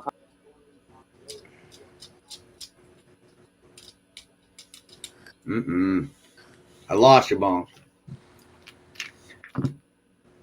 Bones. We lost Bones, Libs. Pop Bones. He'll be back. But listen, I gotta tell you, I mean, y'all motherfuckers, that bitch needs Jesus. She's been. And you know I don't practice you know I don't preach that shit over here. Been, but that bitch, if I'm saying the it, last 2 days. Her and I drooled on myself. PCT, Paper Cut, I've been fighting, like literally wanting to commit suicide over each other on fucking line. It's been so crazy, screaming, crying, and Rose was like yelling at PCT because she hasn't seen her mom in 12 years, and somehow that pissed Rose off so bad that it's been days of her just fucking crying and screaming about her. Like, what's it her business? It's not. I'm Jesus. Bones, we keep losing you. Why? I don't know. Why? Wow. Well, listen. Paper Cut Tina is Paper Cut Tina. Oh, she's Smiley's World got Sebastian on there. Oh, now they have them. She's got the. Now they're talking about him, right? After I covered the whole fucking case from like minute 1 all the way up, right? Now everybody's gonna go over and because they don't got nobody else right? to cover. Yeah, well, stay in your fucking lane and called get off this of my too. shit. How about that? Oh, I did. I told you as soon as that reward was put out there, motherfuckers be jumping all over it like it was white, like it was flies on shit, bro. Yeah. I told you this. Oh, that's what Day for Justice was covering. The Crumbly manslaughter trial, the school shooting that happened up here in Michigan. I don't fucking know. The Don't Crumbly kid, Oxford school shooting. The one that's been sitting in prison for like ever. That they're finally gonna fucking sentence to whatever. Well, they're getting his parents now for like teaching the kid how to shoot. I mean, I don't think they're getting him for that, but like leaving guns available for him to bring to school, shit like that. Yeah. Jesus. Always got to blame the parents for the actions of the children. But nah, dude, it's fucked up. I mean, you want to go in and listen. Maybe they should have put that kid in the box. Too soon? Too soon? Maybe. Probably. But nah. It's fucking crazy. Signs and symbols. What the fuck is it? Who hotline do signs and symbols? I don't know, I guess it's the name of somebody who's live. Who? Doohickeys. Oh my fuck! Really, Yeah. doo-doo? You have the time to listen to me whine. Listen to me whine about everything and nothing at all. Oh, it's just a minute fucking thing. Oh. Oh, really? You're a...